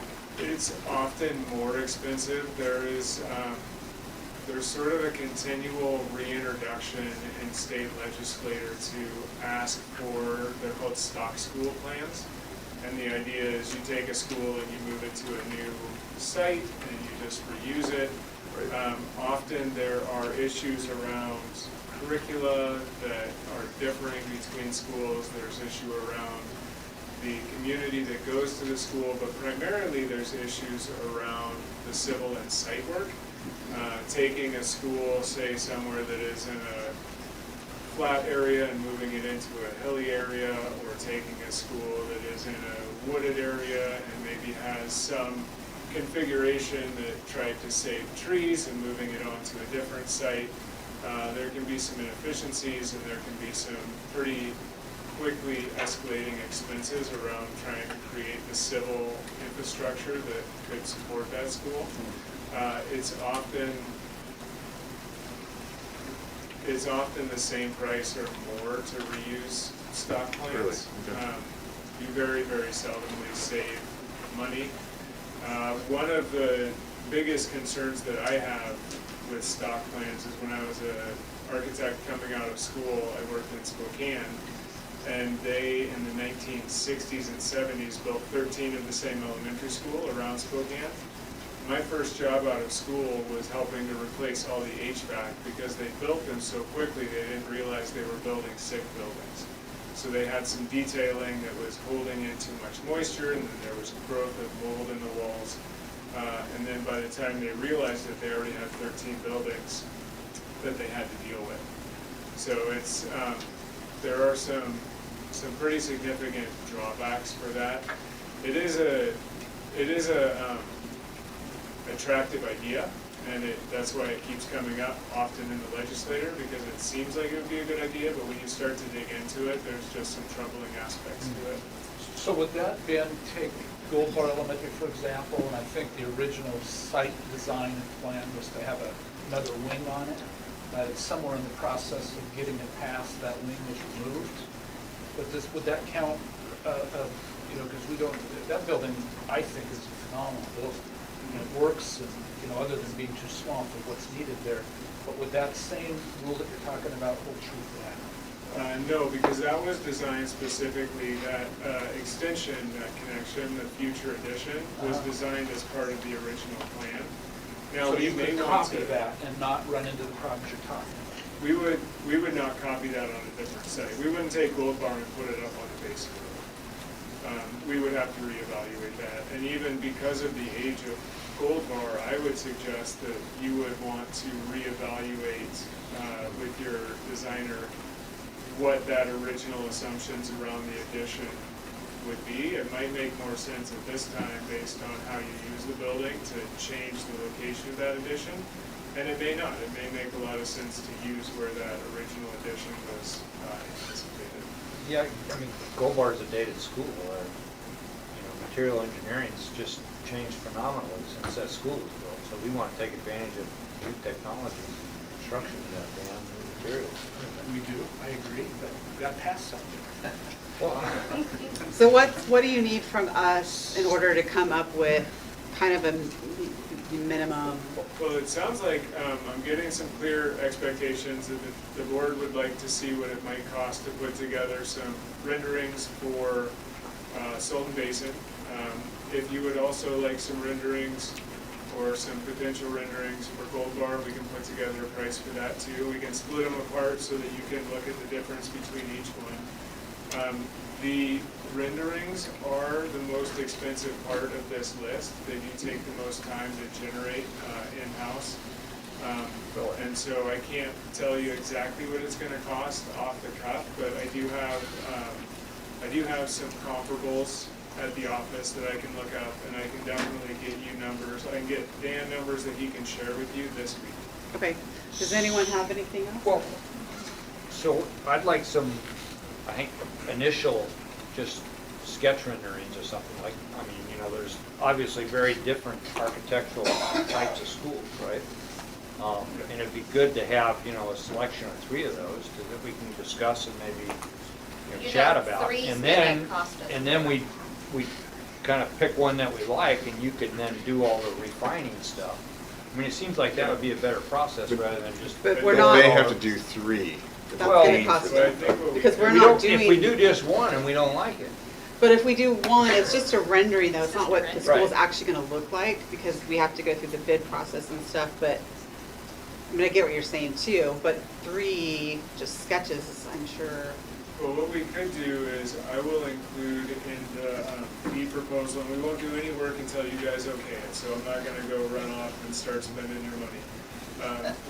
What we can do is I'll put in the fee proposal that we can create mood boards for 3 different school typologies. So, you know, we'll have brick, we'll have hardy siding, we'll have metal panel, we'll have a variety of flat roof, pitched roof, gable, butterfly, whatever it is. We'll have a few different mood boards, and you can say, I like this one from that board or that one from this board, and mix those 2 up. And that'll give you guys some opportunity to talk about the styles and the function of a building that you'd like to see before we do any work. Like flowing of the students in different grades and stuff, how they move through the school. Yeah. Okay, yep. So yeah, That's just, great. yeah. Thank you. And this will be I'd like that. basically just the outside And of then, the school, and not then the what inside. about the STEM center? STEM center, guys, I don't- do we wanna do anything with that? The STEM Center for Sultan High School, Yes. that's not listed on Yeah, here at all. it's not on this thing here, but That's why he's I asking, didn't do we see wanna that do on the anything with agenda that? tonight, Dan. Let's put that on That's our, fine, that's let's fine. put that on our study session. Yeah, For the I think next- we need to, I think you have the information that you surprises. need, and you can get those to Dan as quickly as possible. And then if you need anything else, just let him know, and he can get answers for you. Absolutely. Thank you for thank coming you very and much. staying. Good talking to you. Thank you, Ben. All right, are we halfway through yet?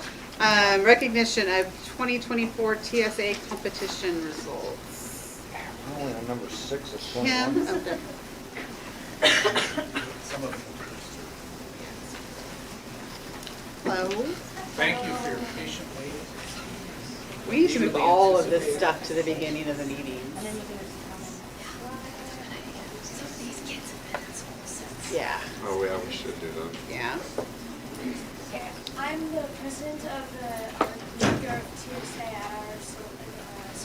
We go to this day. My name is Katie Heyer, and this is vice president. My name is Anna, and I'm the vice president of our chapter. Yes, and we're here to talk to you about funding for the TSA.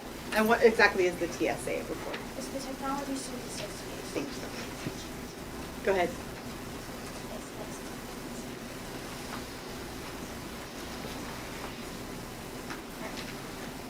Things we've learned. We've all learned very different things by doing it. We're all very new to this. We've only done it 1 year. In fashion design, we've learned how to sew better, how to sew buttons and seams. Leadership strategies, we learned to bring solutions to problems and present them to judges. And we also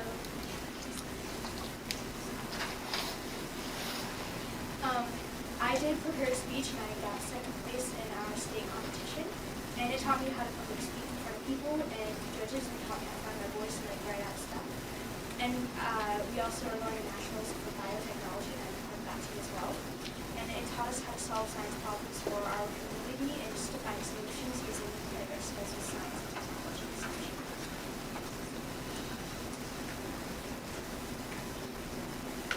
We asked around about careers that TSA students might be interested in, showing the different varieties of careers that kids might be actually interested in and love, some of which are engineering, veterinary robotics, game design, economic sculpturing, robotics, directing, being an author, being an activist, and being an artist. These are some of the pictures of at our state conference that we just attended last week. Yeah, and it was a very nice experience for all of us. I think I've seen some photos. There were a lot of things going on, such as different events like fashion design or problem solving, which are referenced there with the two rows of dresses and then the sheep towards the bottom. And we even got the chance to go to nationals, which is in the bottom I believe corner, in which we're holding out plates to show the place that we would get. Yes, and now not many of us, only 10 of us were able to actually go and compete lot of work for us to actually get there to qualify. Like TSA is very strict, and we have to do a lot of stuff to get there. And it's so surprising to see like how many of us actually qualified to go to nationals. 7 out of the 10 of us are qualifying to go to nationals, which is like a very big accomplishment. And you see like what we actually have to do. So there's 12 of us there in the group? Um, Or is that the whole group or not? the club, for people who went to state, only 10 of our students went to state. I don't have the exact count of how many members are actually within the club itself, but only 10 of us went to state and 7 of us are going to be able to go to nationals.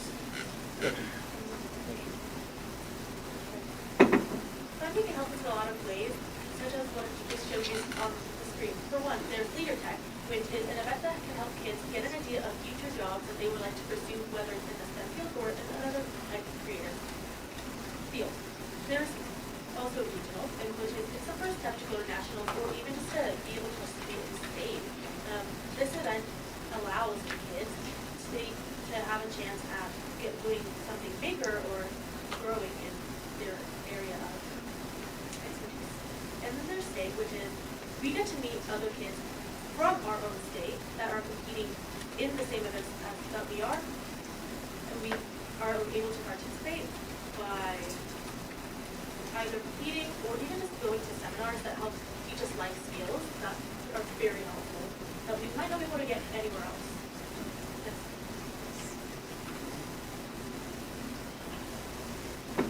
Nationals is usually held outside the state, and it moves around a lot. This year, in particular, it's going to be in Orlando, Florida. We need the funding for those who managed to qualify for nationals, persisted through struggles, learn to speak in front of competitors, and beat the odds. You yourself have the power to give these kids who managed to jump through those hurdles a chance to even improve themselves. And giving these kids like an experience that they may never get again, because like just going to state ourselves, like going there, it was like something I've never done before. I was a business student walking down a grand like staircase, also reading and person playing piano. I probably won't ever get that again. It was fun just like see like what that was like, and it was just good. And I hope that other kids get that chance too, because like we really want other people to get that chance too. So it was really fun. Probably way more exciting than speaking in front of the school board, I'm sure. You guys both did a wonderful job. Great.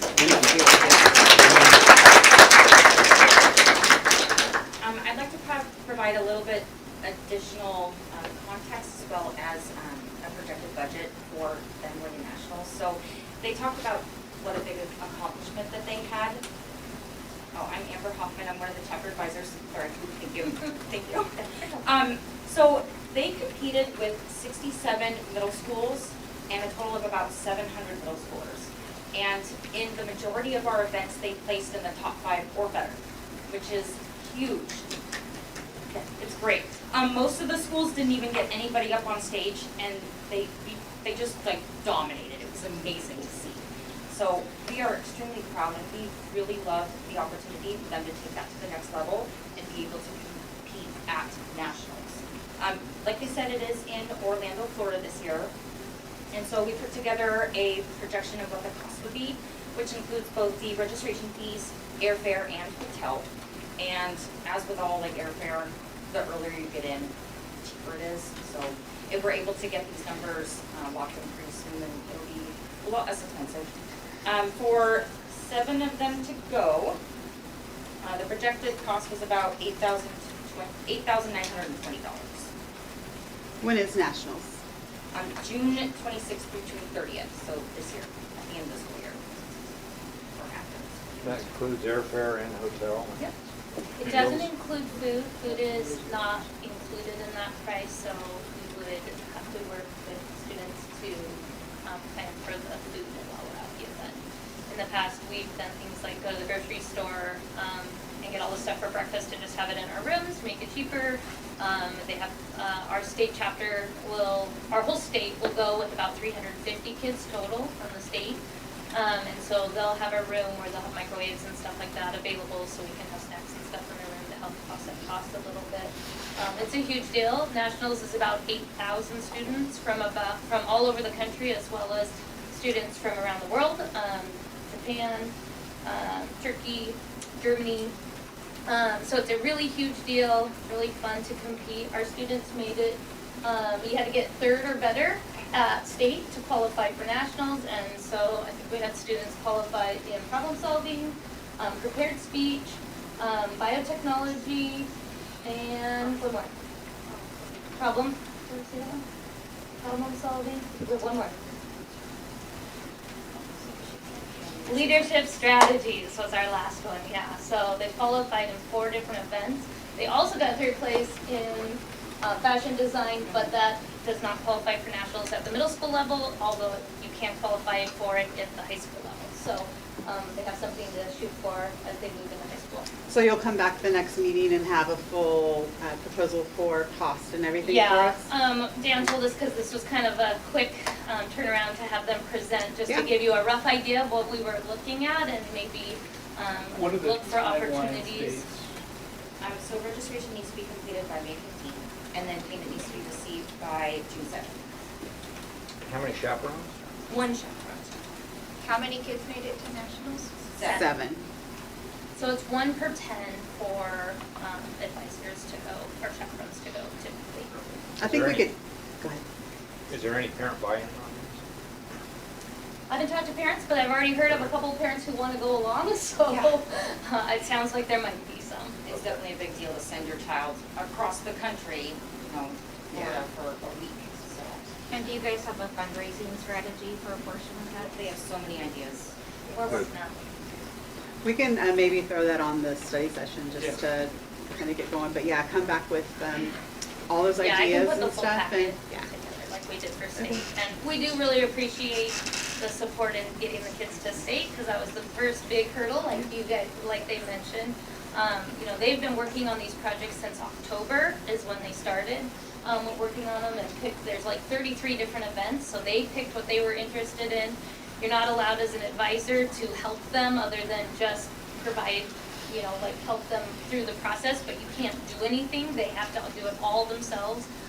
So it's a really big step in them going on to do things like HOSA at the high school. So we're excited to get started at the middle school level with a CTSO like this, and then pass them up to the high school where they can continue on pursuing those different areas. So thank you. And We I would appreciate you just, guys. I would just say to the board that, part of our commitment has got to be to creating rich learning opportunities here and when we travel. And so that's really what we're trying to do. Well, we'll see you guys back with the full packet and everything. So thank you guys, did a wonderful job. Thank you. thank you. Approval of high school testing schedule.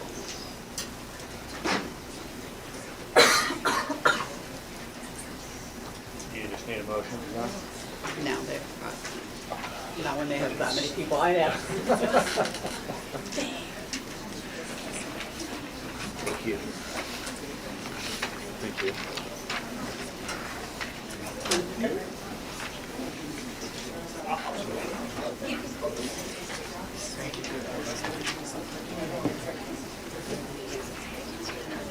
We're leaving, this is the same.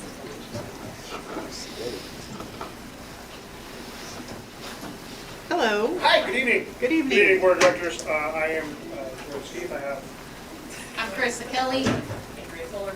Forrest Lynch. Morgan Butterfield. we've been doing, you guys have been sitting for since about 6 o'clock, about 2 hours. That's the length of one of our SBAC tests that our students are being asked to do. Tonight, we're being asked to present to you, Dan Chapek asked us to present the high school testing committees, our schedule for what we're going to do at the high school, we'd like to achieve at the high school. This comes out of the Principal Whitmire's SIP for us in 22-23.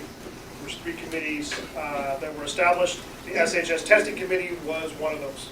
And the goal was to try to meet the social emotional needs of the students as well as increase test scores. So we came up with a pretty innovative way of trying to do that. The context is we wanted to minimize classroom disruption. Typical in the years past has been a series of 2 weeks, week and a half of testing schedules. We also wanted to try to eliminate the anxiety of these students having to maintain current class schedule while taking the test and balancing that in and out. Here's the plan. We do the test on 2 early release Fridays. And we make a big deal out of it. First test is the ELA test, which is done on May 12th. What, 10th? 10th now? 10th and 17th. That's 12th and 19th was last year, I'm sorry. May 10th, where the kids come in. The kids that are at school are the ones taking the test are the only ones on campus. We'll talk about that here in a second, which gets a little, we're a little different. We make a big deal out of it. They come in, they get a nice meal. We did the research, we figured out, we try to eliminate every barrier to test taking. So we make sure the kids had a good meal. Made sure that they had exercise movements to help stimulate their brain. Student choice in where they tested. So if I wanted to take my ELA test in Ms. Fuller's classroom, I could choose to do that. So we tried to create the setting that was most beneficial to the students. They go through, they take the first test, it's about 120 minutes. Then they get a break, and those breaks were extended. Meaning they could have lunch. The lunch was one of their favorite meals that they enjoyed, and we did this by gathering student data. Then they go and take the second part of the SBAC test, and then they're done for the day. The timing of it is about what it takes in a normal early release Friday. The piece behind it is make a big deal out of it. The staff are all hands on deck. If my classroom is not being utilized as a testing classroom, I am helping make sure that everybody in the school is not like proctor, so I'm helping maybe give breaks to teachers that are. We put out the nice tablecloths in our cafeteria. When they are finished for the day, they leave with milk and cookies. We did, leading up to the testing, if the students were who had already passed the test, they would get a small incentive. They got a note, congratulations, you passed the SBAC, you're all out of a bag of chips. They got a bag of chips. And that was delivered to their classroom ahead of time. So this create this, well, how come Johnny got a bag of chips? Well, Johnny got a bag of chips because they passed the SBAC. Well, I want a bag of chips. Well, then pass the SBAC. Come Friday, you're going to get a nice meal, you're going to be taken care of, you're going to make testing a big deal. So we're asking, and we tried this. That's exactly what we did last year. It worked. It worked. In our math, we had a 10% increase. We went from 14.5 to 15.9. 1 point. Cool. Part of the testing protocol was not only were we doing the SBAC testing, but we also pulled in any student that needed to meet the Washington State history requirement that's typically met in 8th grade. 7th grade, excuse me. We also pulled in students that needed to retake the SBA. We were also testing for the Washington Comprehensive Assessment of Science over those 2 days. So any student that needed to take some form of standardized testing that the district offers, we pulled them in as part of the testing schedule to try to maximize the number of students on campus that were testing in this positive, more supportive environment. Sorry, Jim. No, you're good. So in our math SBA, we had a 1.4% increase to students in math.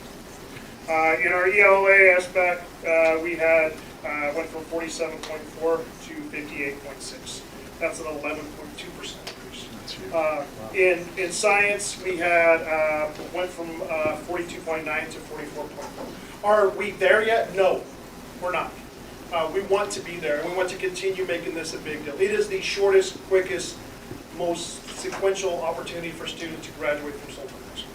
They pass the SBAC as a sophomore, and pass the rest of their classes, they will graduate from high school. The piece that makes this unique, innovative, is the students that are not there don't get off the hook. They don't get 2 free Fridays. They are assigned asynchronistic assignments that every student in the high school is doing. Those are assigned the Wednesday before to the Wednesday after. So that way, let's say there's a student that said doesn't have connectivity at their home, no problem. The library and the cafeteria are made available to them to get the resource that we have at the Brick Moore School and High School. Every piece about inclusion and equity to make sure that students have access to do this, they were given. And speaking of the asynchronous piece, there was some concern of like how many kids are actually completing these asynchronous activities or assignments that we're putting out there. So I asked for the data. I sent an email out to my colleagues, and I got information from all departments except for the arts and the ML program.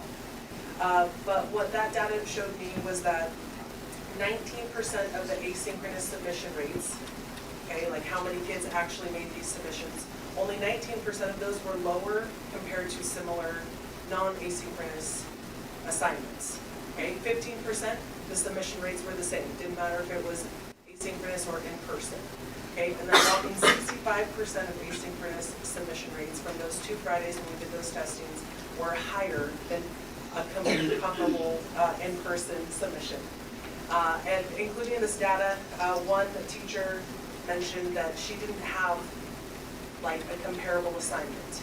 Okay, these 2 Fridays that she gave this asynchronous work were truly unique. And she saw that her first Friday did not see a lot of success. And so she put in and like made adjustments and increased her submission rate from Friday 1 to Friday 2, 43%.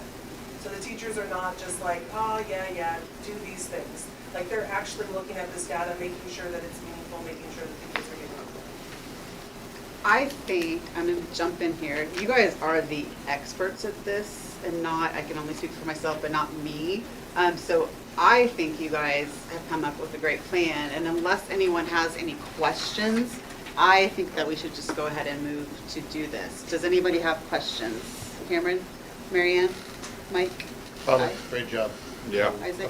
No, you guys are full of energy, you've done your homework, Yeah. so. You guys know what you're Good doing. job. You know more than us. So can I get a motion to Motion approve? to approve the testing schedule as presented. The same testing schedule for this year with testing days of May 10th and 17th. So moved, all in favor? Aye. Opposed? Right. Thank There you go. Thank you. Thanks. Thank you. Approval of new courses. We've got the green sustainable design. Yes, so I am presenting that as CTE Director, Carissa Kelly. So part of our pathways is trying to grow our classes in CTE. One of the ways we plan on doing that is a green sustainable design class, which would be tied to our STEM program. Right now we have integrated science and then physics by design, but we're realizing that there's kids that want to go engineering route, and we need to provide that as a CTE pathway to graduation. And so this class kind of combines climate changes and that kind of stuff with engineering. So it does count as a science lab as well. So it's kind of checking 2 boxes with 1 class. We got all of the information. I think it looks like a great class. So seeing that we do have all the information ahead of time, do you guys have any comments or questions? Marianne, Cameron? Great. Yep.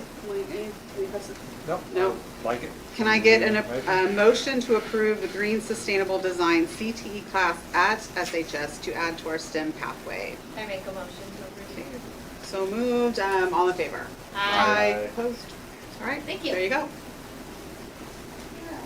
My turn. Hi. Hi, how are you? Good, how are you? Approval of multimedia design tattoo. Yeah, I'm Kevin Anderson, a high school art teacher, so I'll introduce myself, because I've not been here before. Nice to meet you. Yeah.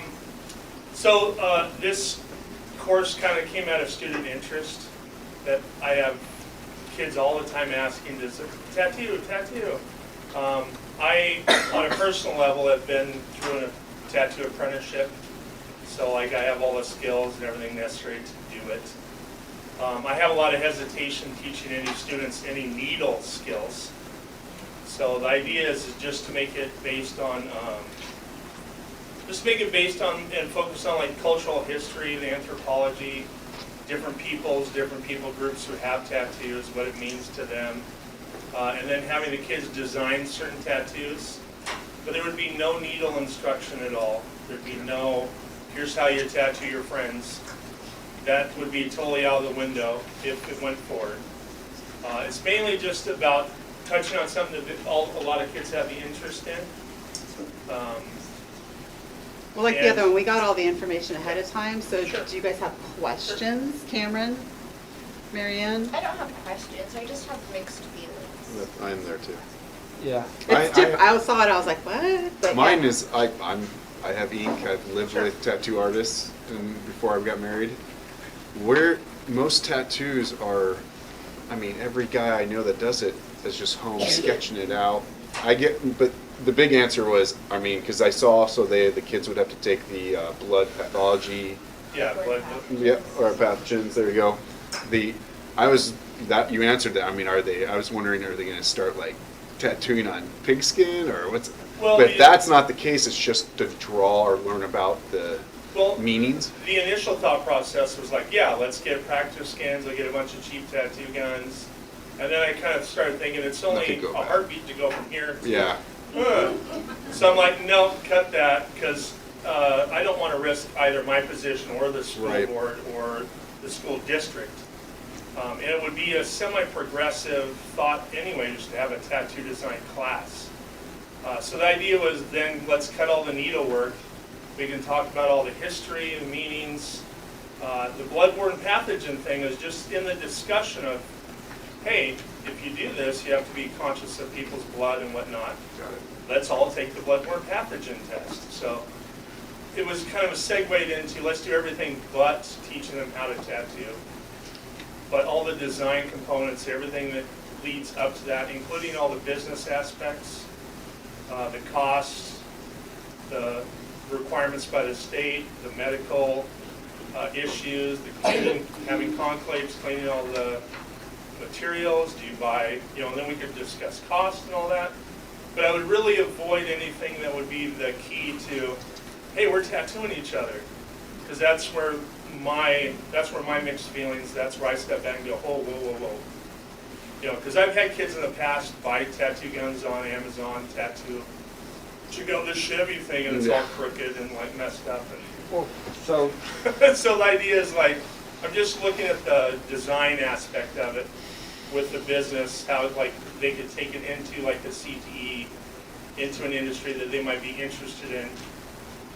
Is there a course framework that you developed for this? Or? I have, I'm just kind of like an 18-week. I'd like, okay, week 1 we could do this, week 2, week 3.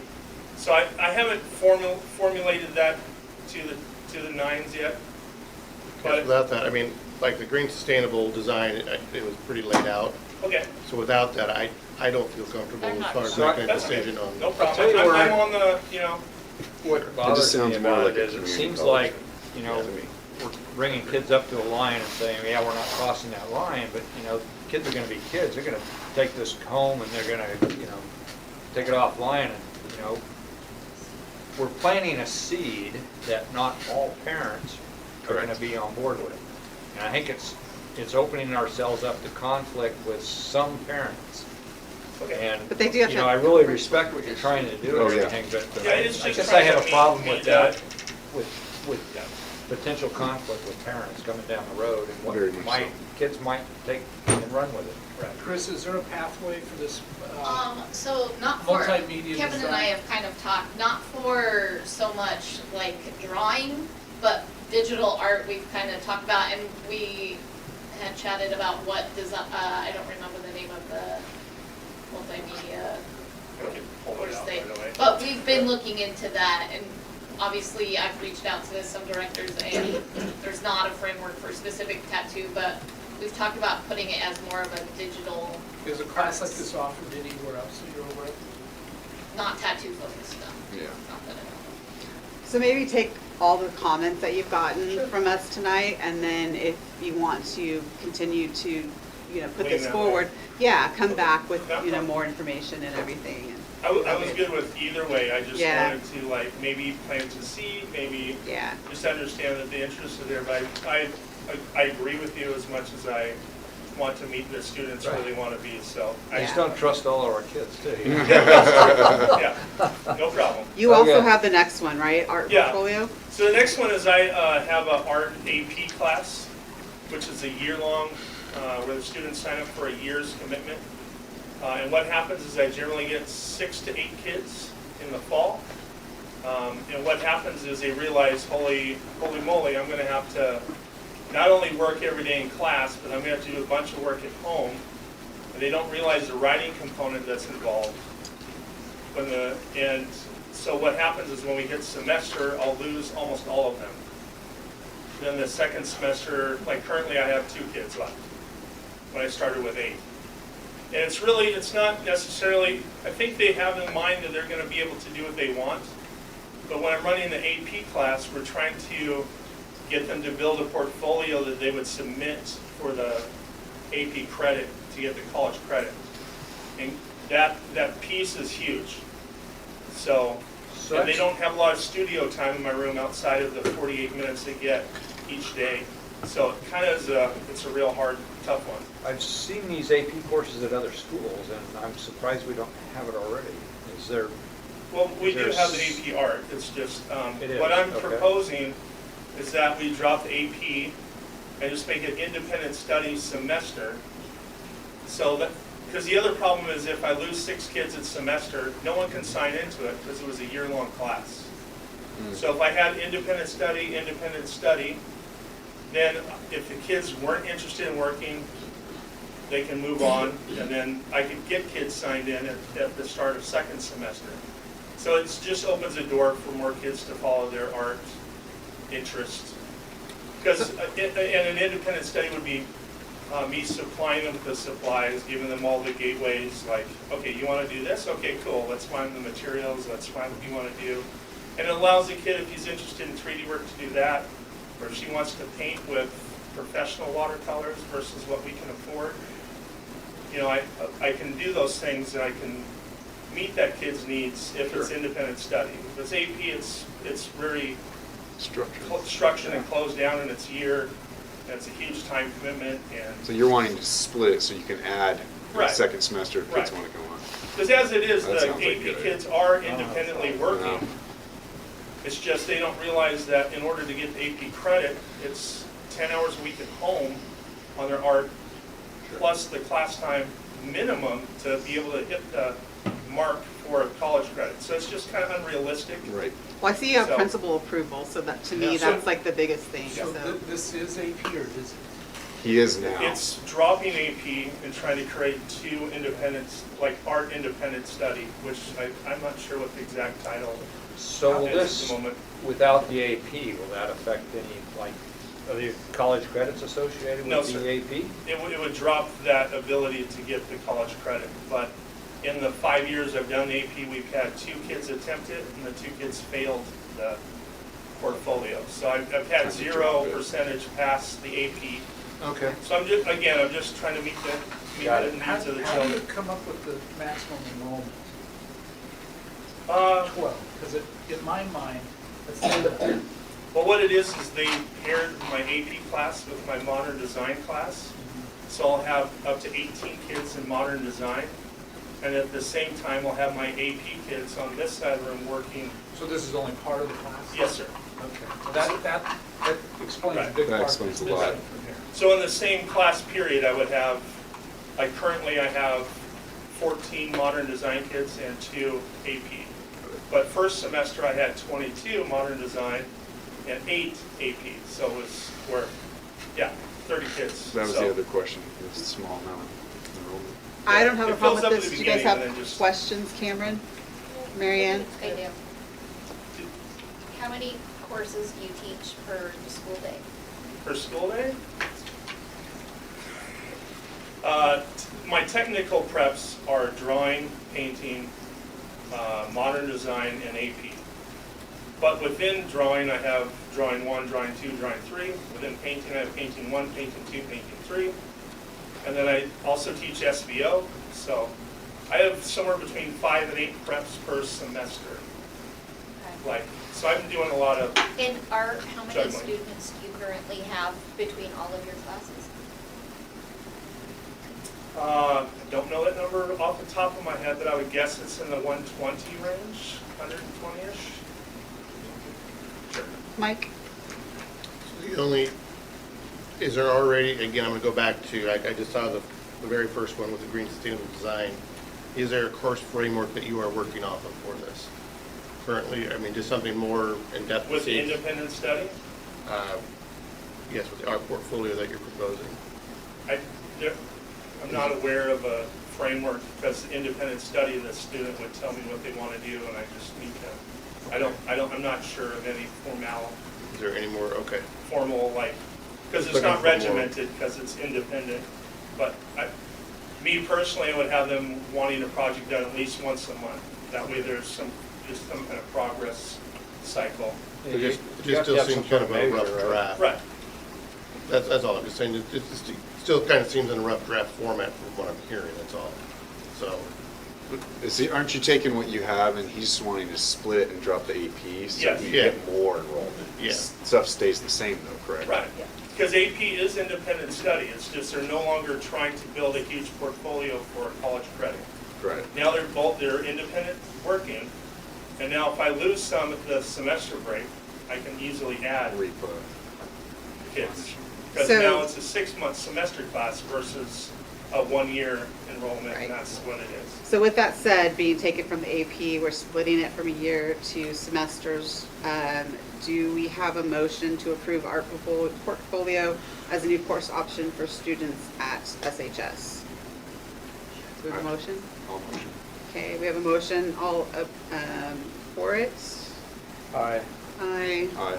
Against? Aye. Aye. Nay? Nay. Are you?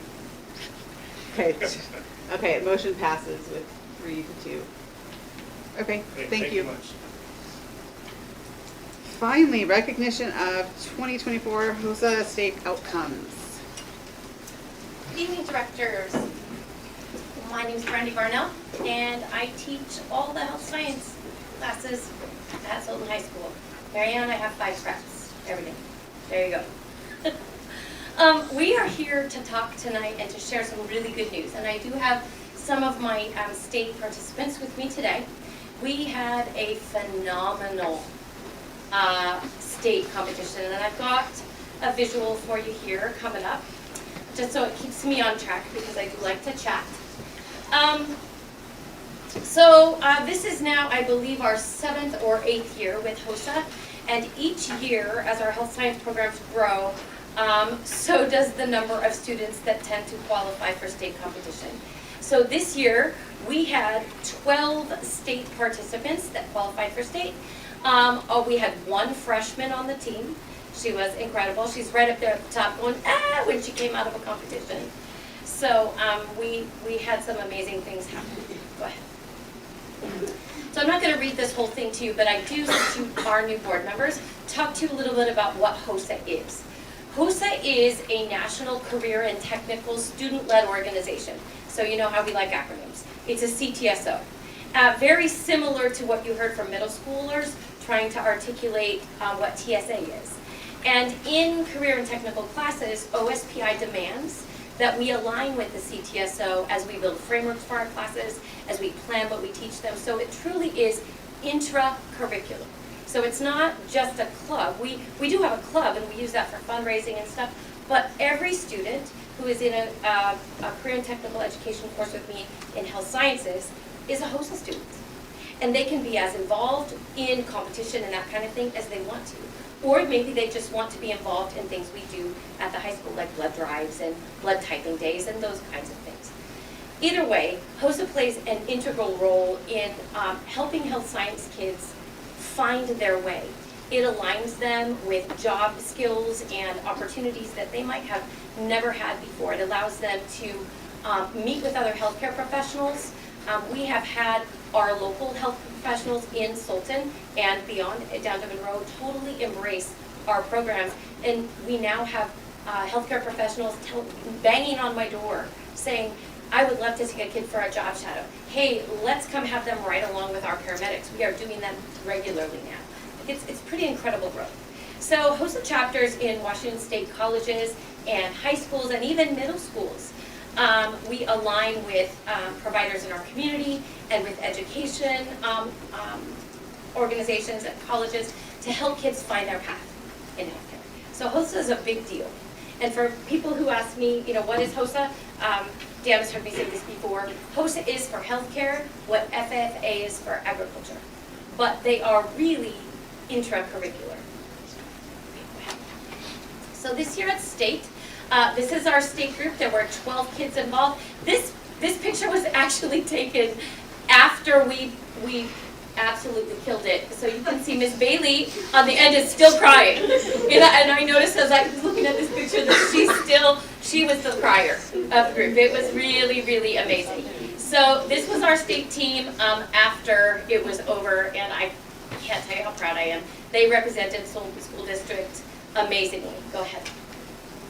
So some competition highlights. There were 72, maybe 73 schools there, over 2,800 competitors. Washington HOSA is now the 14th largest CTSO in the United States. And we went from like number 43 or something to 14 in a matter of a few months. That's how big HOSA and healthcare is getting. Some of the competitions we had students participate in were medical writing and health policy, pathophysiology, researched medical writing and speaking, clinical problem solving. One of my favorite pictures ever is the one at the bottom. That is my little Schlicker, that is Paige Schlicker, coming flying down the hall at me after a creative medical problem solving competition. She was just stoked about what their team did. So go ahead. We also compete in sports medicine, which I am very, very proud to say because sports medicine is where I started. With one class a day, I was a .2 employee. And we have kids placing in sports medicine every year at the HOSA level. Again, you'll find out how we did in just a moment. We took on a new competition called Clinical Specialty this year. This is where students go out and they work with a healthcare provider in our community. They learn a new skill that provider does. They perform that skill, they emulate that skill. As a matter of fact, really quick, Maddie, what is the skill you learned from paramedics? It's called an interosseous infusion. An interosseous infusion. She learned how to drill a hole in someone's tibia and insert fluids when we can't get a vein in the field. She did that. She was phenomenal. Bella, what did you learn to use? The use of the Lucas device. A Lucas device is a device that paramedics use to do chest compressions. It's a big device that does them for you when you need to use your hands to do other things. So we did some incredible, incredible things. We also had a big health education push this year, and I had a group of seniors who went and took over Darcy Murphy's health classes and did some peer-to-peer teaching. They taught middle school health for 5 hours for an entire day and did peer-to-peer education on vaping.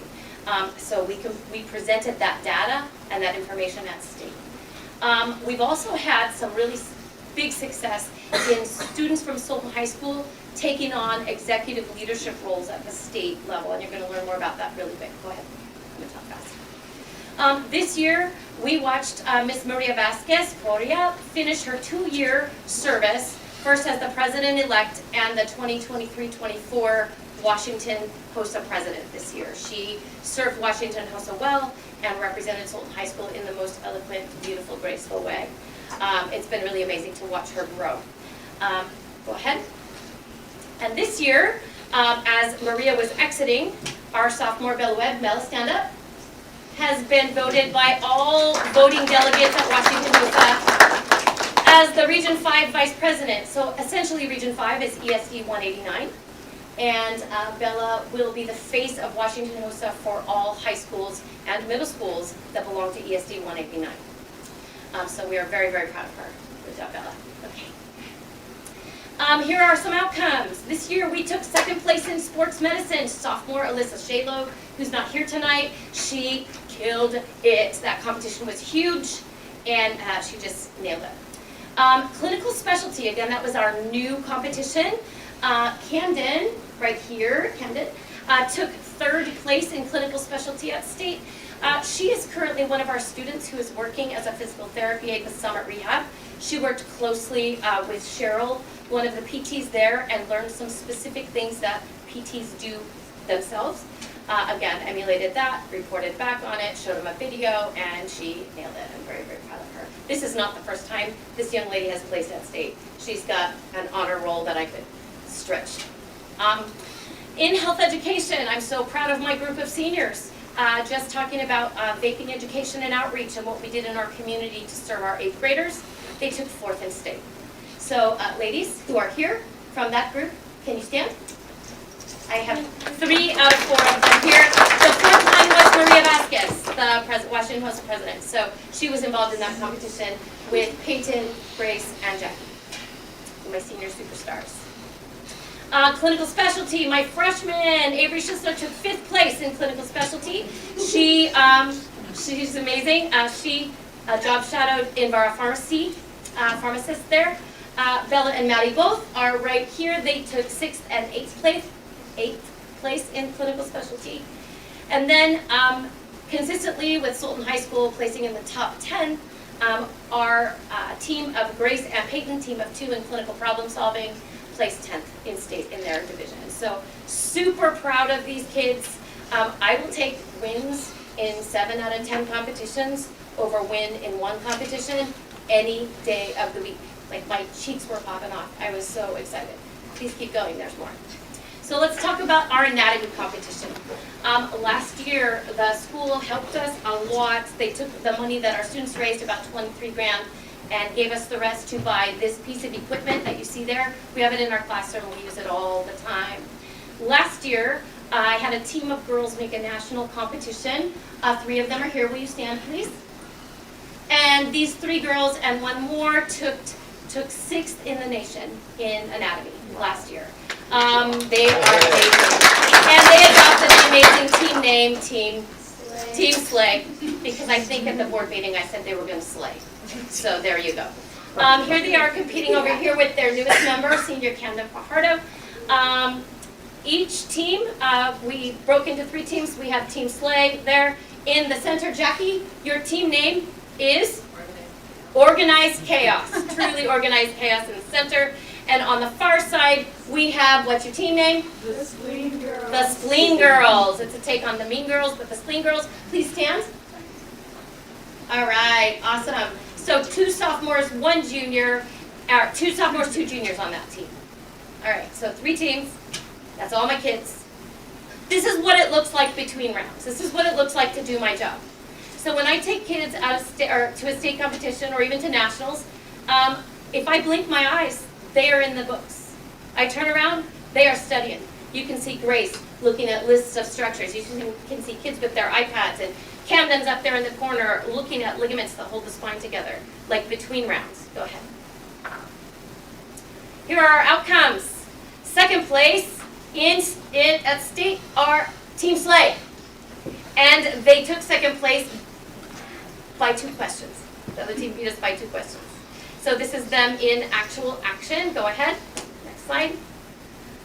All right, Organized Chaos took 3rd in state, which was amazing to watch, absolutely amazing to watch. I have 2 sophomores, a freshman, and 1 senior. Our team lead is Jackie, so third place there. Go ahead. And our group, the Spleen Girls, took 4th place. Amazing, amazing competition. It was incredible for me to see a bracket of 72 students and then go up to find the top 8 bracket, and I went, oh my gosh, Sultan High School, Sultan High School, Sultan High School. We go, top 4, Sultan High School, Sultan High School, Sultan High School, Puyallup. It was incredible. It was so great. So when they went up on state to get their medals, they were also awarded something very special. For the first time ever, all members of our Sultan High School state team qualify for the National Anatomy Competition. Wow. Every single, I'm going to cry, every single one of them.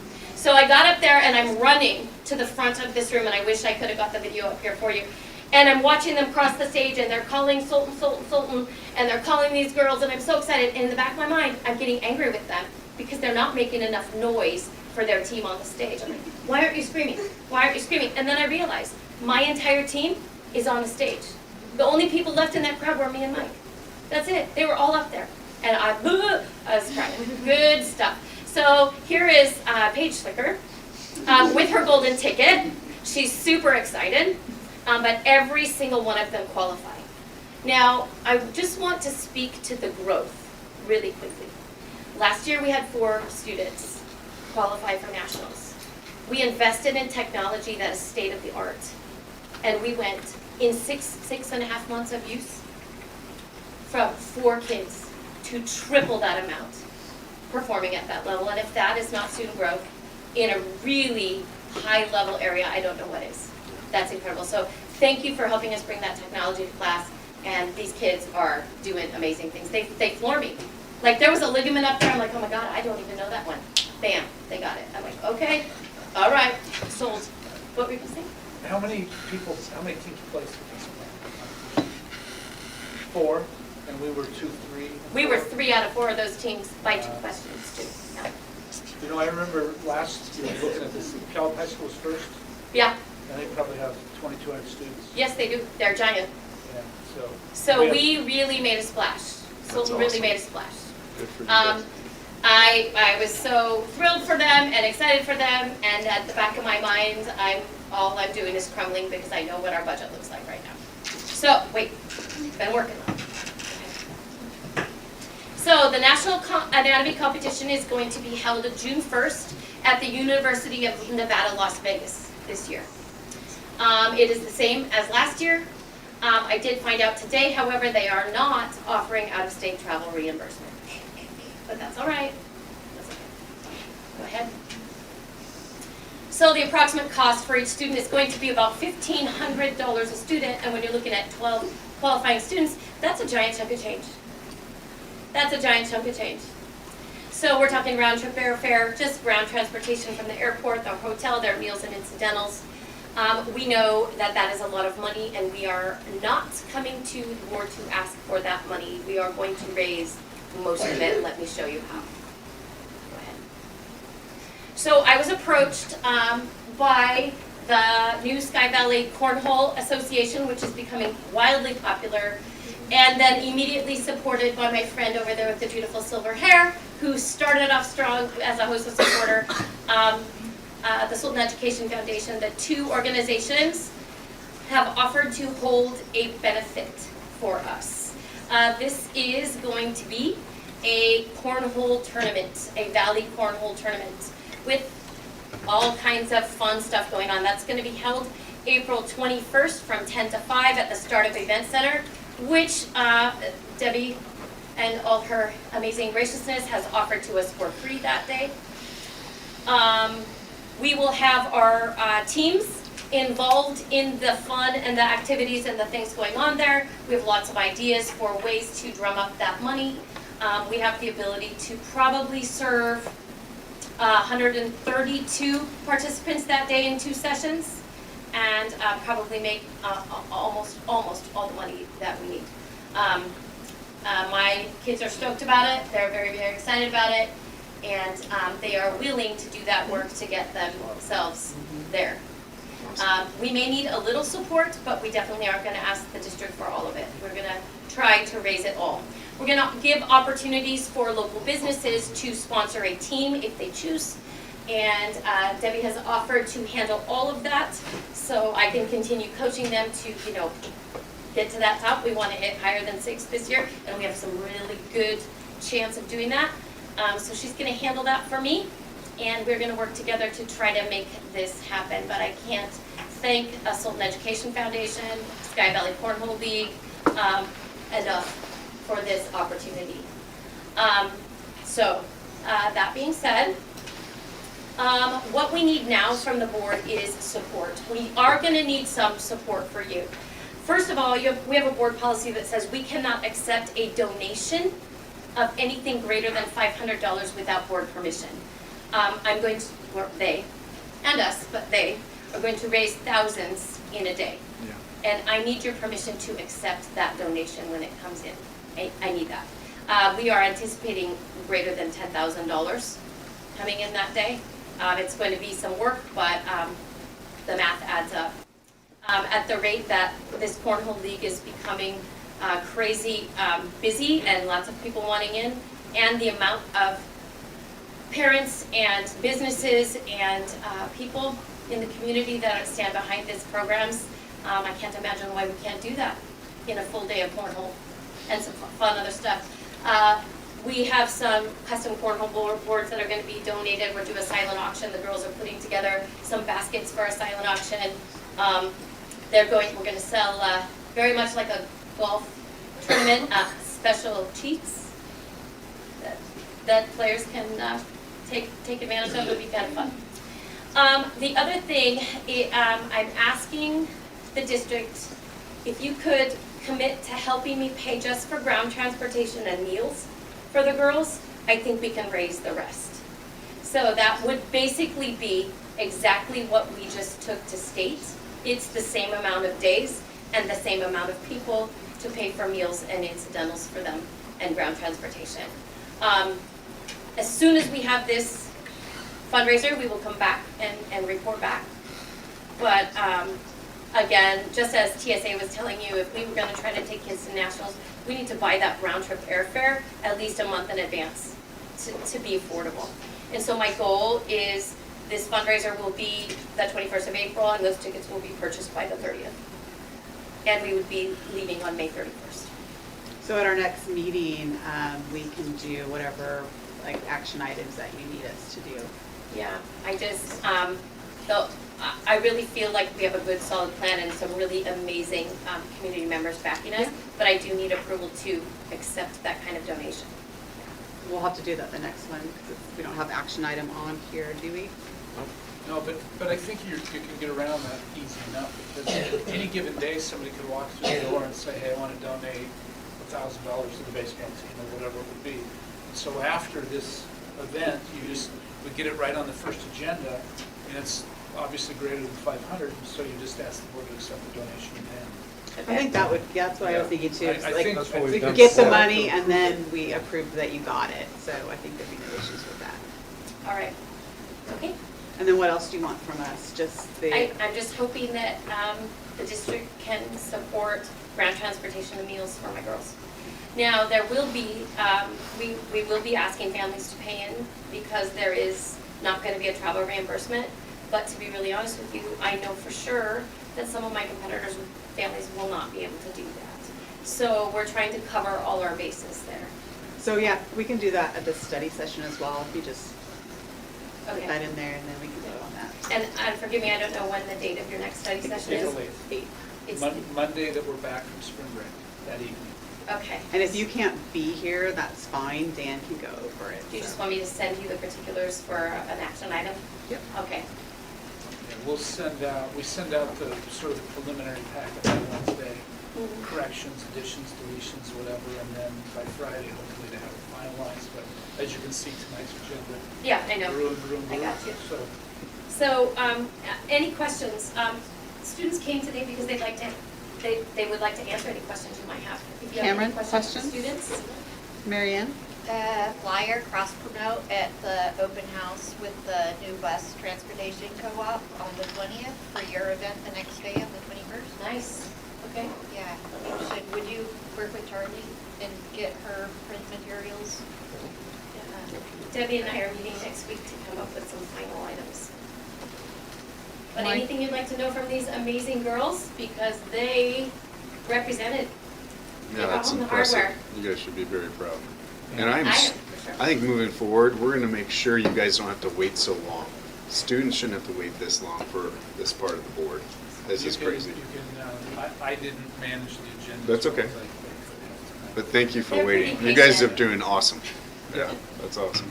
I don't have any questions for you guys, because, I mean, I've seen you guys come up so many times, and you guys just Kill it. rock, yeah. I do want to see the, Come on over. That's cool. come on over and Come on look at over. that. Yeah, You look can at check it. that out. And do you guys need Yes, in my stuff room. for the silent auction?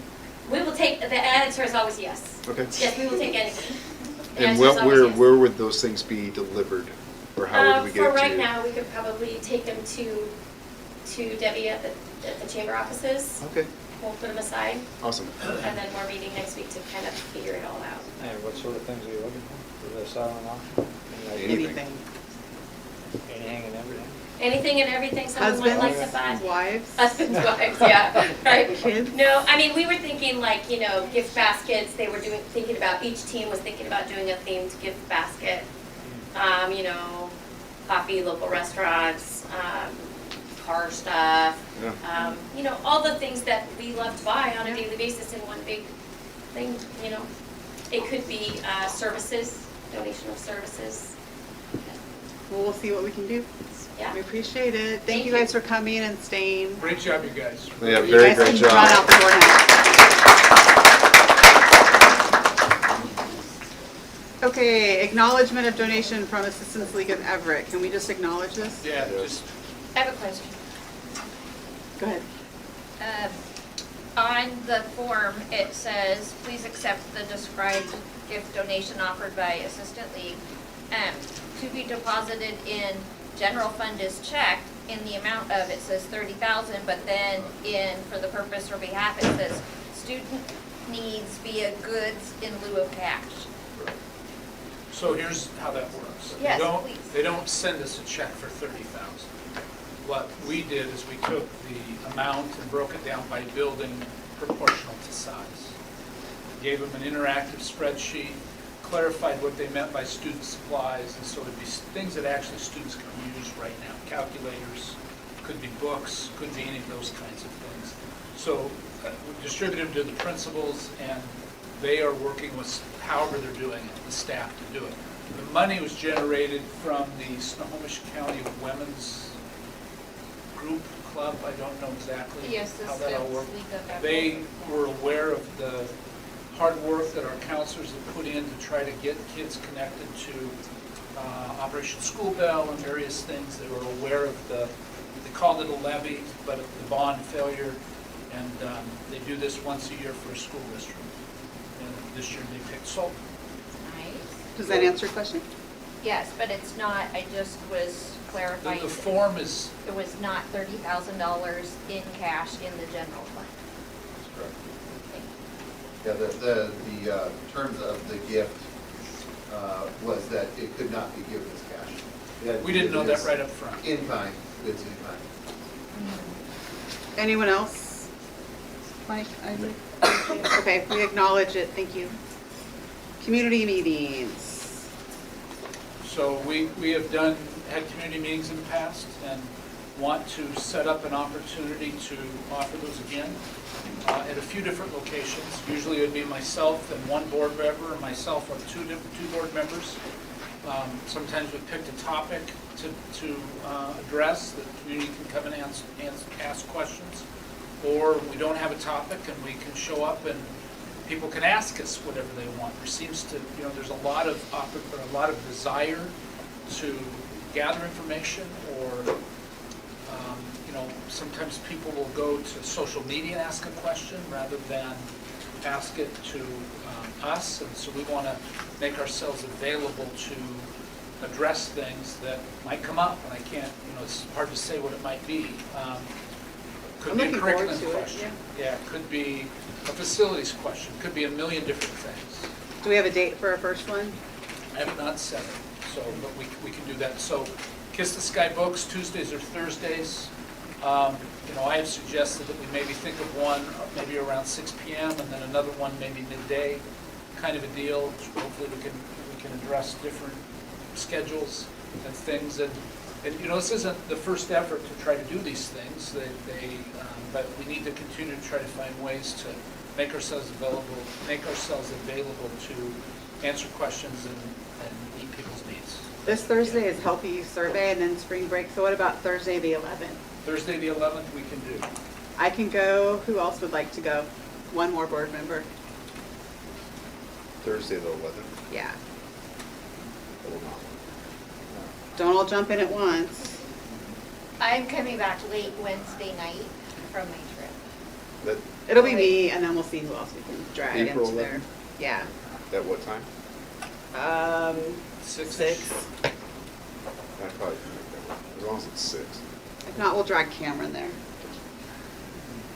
Okay, so that's the first one, and then we can talk about more when we have our study session. We'll start to advertise it and get, so, whatever questions you might have. Yeah. I'd like to have one out in Gold Bar as well. Yeah, I Definitely. agree. So maybe We like did the next one, Gold Bar? We did the prospectors, old prospectors, and we were in the basement, and I don't know if there's a good spot. You should pick a spot that you think would work. and we can- I know that the bar, Sometimes we have 10, 15. Gold Bar Thai has a big, huge downstairs as well. That's true, yeah. That's the old prospectors, isn't it? Oh, yeah, I guess. Yeah. I was thinking the old. Do you want to see what day might work for them and Yeah. let us know? Yeah, Okay, I'll talk. cool. All right, community survey. So, So, I don't think we formally adopted and agreed by motion to approve your form for gifts and donations at $30,000. And when we kind of talked about it, but then we moved on, but nobody made a motion. What, the acknowledgement of the donation? It says board meeting 325 approved or denied. Did we need a motion to approve? Where are you, on the number 12? Yes. Because I just see an acknowledgement of it. Yeah, the acknowledgement, but it had approved and denied on the form that we were. It's just an information recognition on the type, so there's no action for it. Okay. Well, I think Did you that's, need an I think action? that's a mistake in how it's written. I think we do need to vote on it, because, whether it's cash or something else, it's a donation. Let's vote on it. Okay, can we make sure that, like, in the future, that we have the action item on there? Okay. Well, we already voted earlier to amend the agenda, so we'll just amend this as well. So can I get a motion to acknowledge the donation from Assistance League of Everett? I make a motion to approve. All in favor? Aye. Opposed? All right, Thank you. good to I go. was sure we'd done that at a prior board meeting. Not on this one. I think I've let you know in Right, one we of the talked weekend about it. updates. Okay, community survey. So we're still finishing up. The community survey is a post-bond survey that is designed to collect information and give us some insight as to what people were thinking that supported it, what people were thinking that didn't support it, and try to come up with a better understanding of the factors that people need. One of them would be is, where do you get your information, for example? Where are you comfortable getting your information? How, if you answer no to a particular question, it might take you down another path that gets a little more clarity there. If you answer yes to a question, it might do the other thing. We will have it done this week and be able to send the board a draft of it. It's pretty close. It just needs some refinement. That's what you showed us at the retreat, basically. Yeah. Okay. We saw that. Does anybody have questions or comments on that? Cameron?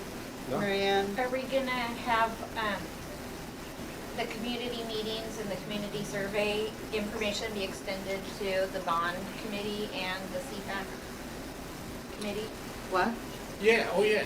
This, Invitations. yeah, this Oh, is yeah, a, that's, Extended to the bond committee. that's what we did and the last, facility yeah. committee. so that they can answer it. So they could come to the community meetings and have an opportunity to answer the Yeah. community survey. That's what we did for the levy, and then we made them about the levy. So, yeah, so we'll definitely do that. Okay. Mike, anything? No. Isaac? Nope. No? No? Okay. Grants to date. This is definitely just an awareness. This isn't all inclusive of all the grants we've gotten, but there have been several. And I just wanted to acknowledge Foundry 10 as a philanthropic organization that has provided lots of support. I think Chris is really engaged in knowing this because of STEM and welding and some other things. And so really feel grateful that we've been able to do that. And they, we just recently took a trade-up day field trip, and they donated $500 to fund that. So That's awesome. just that one organization. Paul's been involved in that. I've been involved. Chris has been involved. Several teachers at the high school have been involved. Few staff at the middle school, and it's been one of the things that we did, just to go a little bit further, and I'll move on, is boys soccer. We didn't have a boys soccer team at Sultan Middle School. And you would have thought, geez, that was not. I've been aware of this for a while, but one of the things that we noticed from having a boys soccer team is student performance in class was a lot better, engagement and learning was a lot better, and we're going through the process here soon. I can't remember the exact date it's due, but doing some questionnaires for the staff and the athletes that played soccer and the families, just so that Foundry 10 can get some information about how their donations impact kids' performance in class. Awesome. So just an FYI. Thank you. Thank you. Grant Writing Committee, this is going to be Mary Ann, for those who are not aware. I don't know, months ago, I had mentioned that it would be great to have a grant writing committee to try to find some more philanthropic grants, and asked Mary Ann to take it on, and she agreed. And she has some short things to say. Yeah. So I did some digging in the past and then got back on it after Gigi poked me today. And specifically, I would like to have 3 volunteer people on the committee to help with this project. And so one of them can be from the school board to work with me, and then 2 more people from the public. And specifically, project objectives would be to streamline the process of identifying funding opportunities and coordinate the submission of applications. Right now, like Dan from the business office does some, Carissa does some, staff does some. iGrants?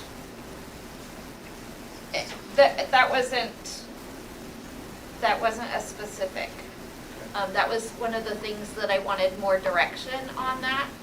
And so I did this project checklist and identified some of the problems that would have to be resolved. What are you guys' thoughts? I think the first thing to do would be for you and Dan and probably another person to sit down and really kind of, get the scope of, and really kind of the objective really nailed down, like, and with talking to them about it too. Okay. I think that would be awesome. Okay.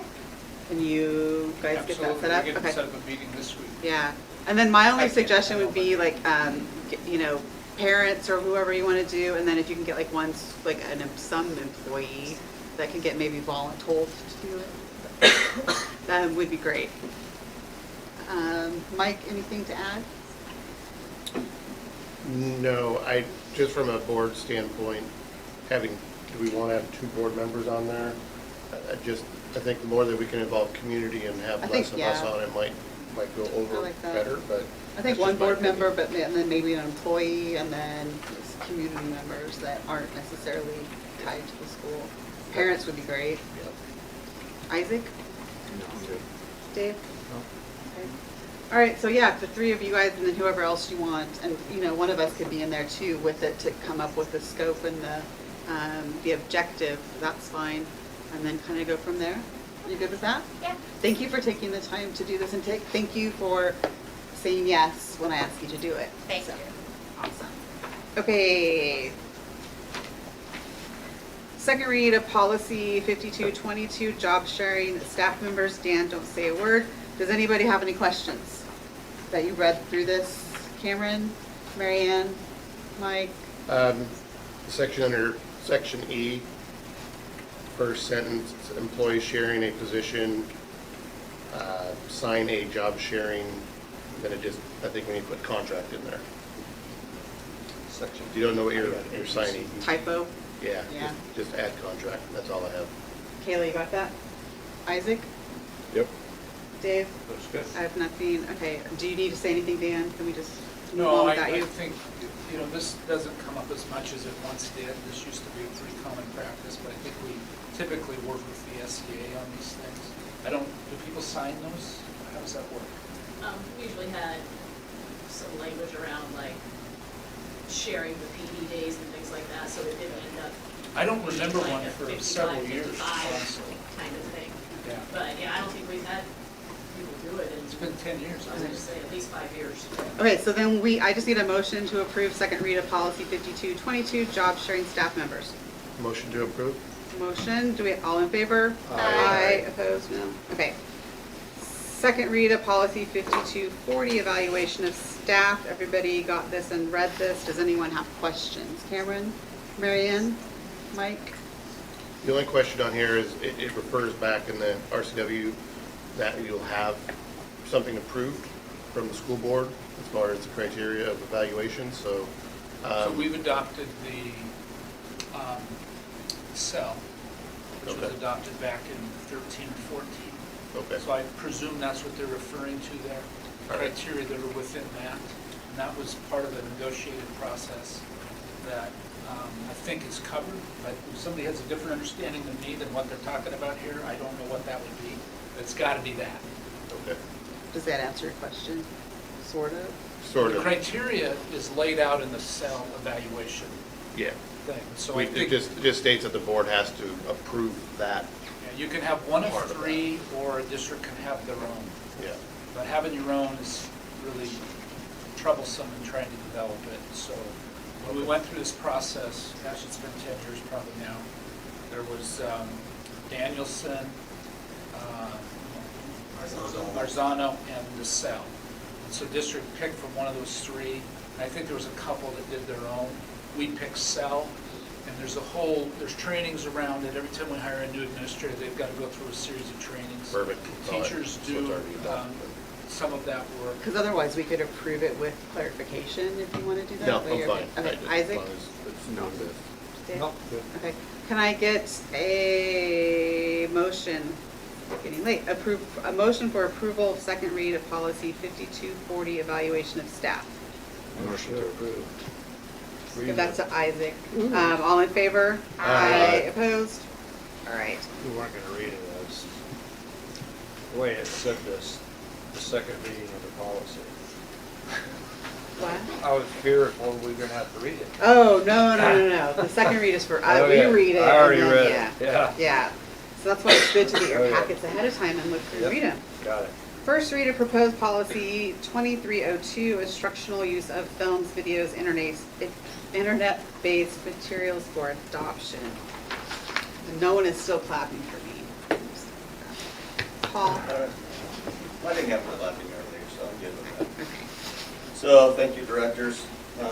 We're introducing this policy to you. We do not currently have a policy in place for instructional use of films, videos, and internet-based materials. A lot of the schools have permission slips that they call policy and procedure, but they're not the same. So the purpose of this is to get a central-based policy that addresses the use of films and videos in instruction. The heart of this policy is on the first page there. It's meant to target our instruction using the essential learnings that we, as you guys are all aware, that we use in our professional learning communities. That's based upon the Common Core standards. So this takes these videos and aligns them with those Common Core standards, ensuring that videos or films are tools in the classroom, not the instruction. And so that tools then can be used to enrich those standards and the enduring understandings. So that's kind of the focus of this, and the reason for that. It also allows the process for it itself would follow the process that we currently have for instructional materials. And so any supplemental materials would go through that process as well. I talked with Mike today, this would follow that same process. So anything proposed would go through that process to that committee, the committee would then would make the decision. And then we'd have listed those that have gone through that review committee and determine what the enrichment and learning was, how is it connected to learning, and more of those details. Procedure has not been written for this policy, so that wouldn't be until after the board decides to approve. I'll start. I'm guessing that staff was not consulted when you guys came up with this, or just from hearing some of the concerns? As teaching staff is what I mean. Teaching staff, no, we didn't talk to teaching staff. We have some, they said we're looking at consistency around the district in terms of this policy. We've seen some abuse in the use of videos and so on in our district. We've looked at the engagement. I think Dan has talked continually about the engagement in our schools and how to keep students engaged, making sure that our curriculum is aligned, like I said, with the standards, and that we're making progress. I think, as you all know, that there's significant concerns around our grading, or not our grading, but in terms of our test scores. The community has those concerns. And although they were discussed today, I have concerns that 14.9% math score moved up to a 15.9 math score. With the standard deviation of ±2, it shows that there is no actual gain That's a significant concern of how we're using our instruction in the classroom. So that's part of one of the things that we talk about. Well, I hope there's no movies in math. Yeah, how does that pertain to movies? But, There actually is movies, I've seen teachers show different movies of famous math instructors, and if you look at Stand and Deliver, if you've ever seen that movie. Sure. Yes, Galante, I've seen teachers show that in the classroom. In a math one? Yep. So are we, if there are abuses, are those abuses getting acknowledged at the time that you feel that someone's using movies inappropriately? I think the one is that typically the principals have overseen that process, and from the district office, we're not always advised of that. As we bring up the rigor and responsibility for students, we also do that as well with principals and have the expectations. So this was sent out to principals and asked for their input. The information I got from principals is they supported the policy, they didn't have any concerns. I'm going to let everybody else talk, but my recommendation would be to meet with some of the teaching staff and get their concerns and see if you can work together with them to come up with this policy instead of just a blanket policy to everyone. That's my opinion. Cameron, do you have questions or comments? I agree with Gigi, asking staff and then actually also asking your community, because when I hear from you, you didn't talk to staff and you didn't talk to actual like parents and students. And all now you're just kind of like, no, we need input instead of asking. So I feel like talking to people before you want to input something is important, especially when it's going to dictate how they learn, how teachers teach kids. I feel that's important. Marianne? Are we gonna do a motion to table this until some of these issues can be resolved, or are we gonna do a motion to deny passing this until? I think we would do a motion to table once we hear from everybody. Okay, I agree with you, so I'd like to table this for further review. Mike? I agree, there needs to be further staff involvement, just to make sure that we're not creating animosity amongst everybody. We're trying to work through some of the Videos, parts of videos, different things can be wonderful teaching tools. I look at, my own philosophy on this really goes back to my own teaching time, and then what I've observed over the years. Sometimes really good stuff, other times I'm left scratching my head a little bit. And so the part that's missing is there hasn't been discussion with staff that needs to happen, but also guidelines.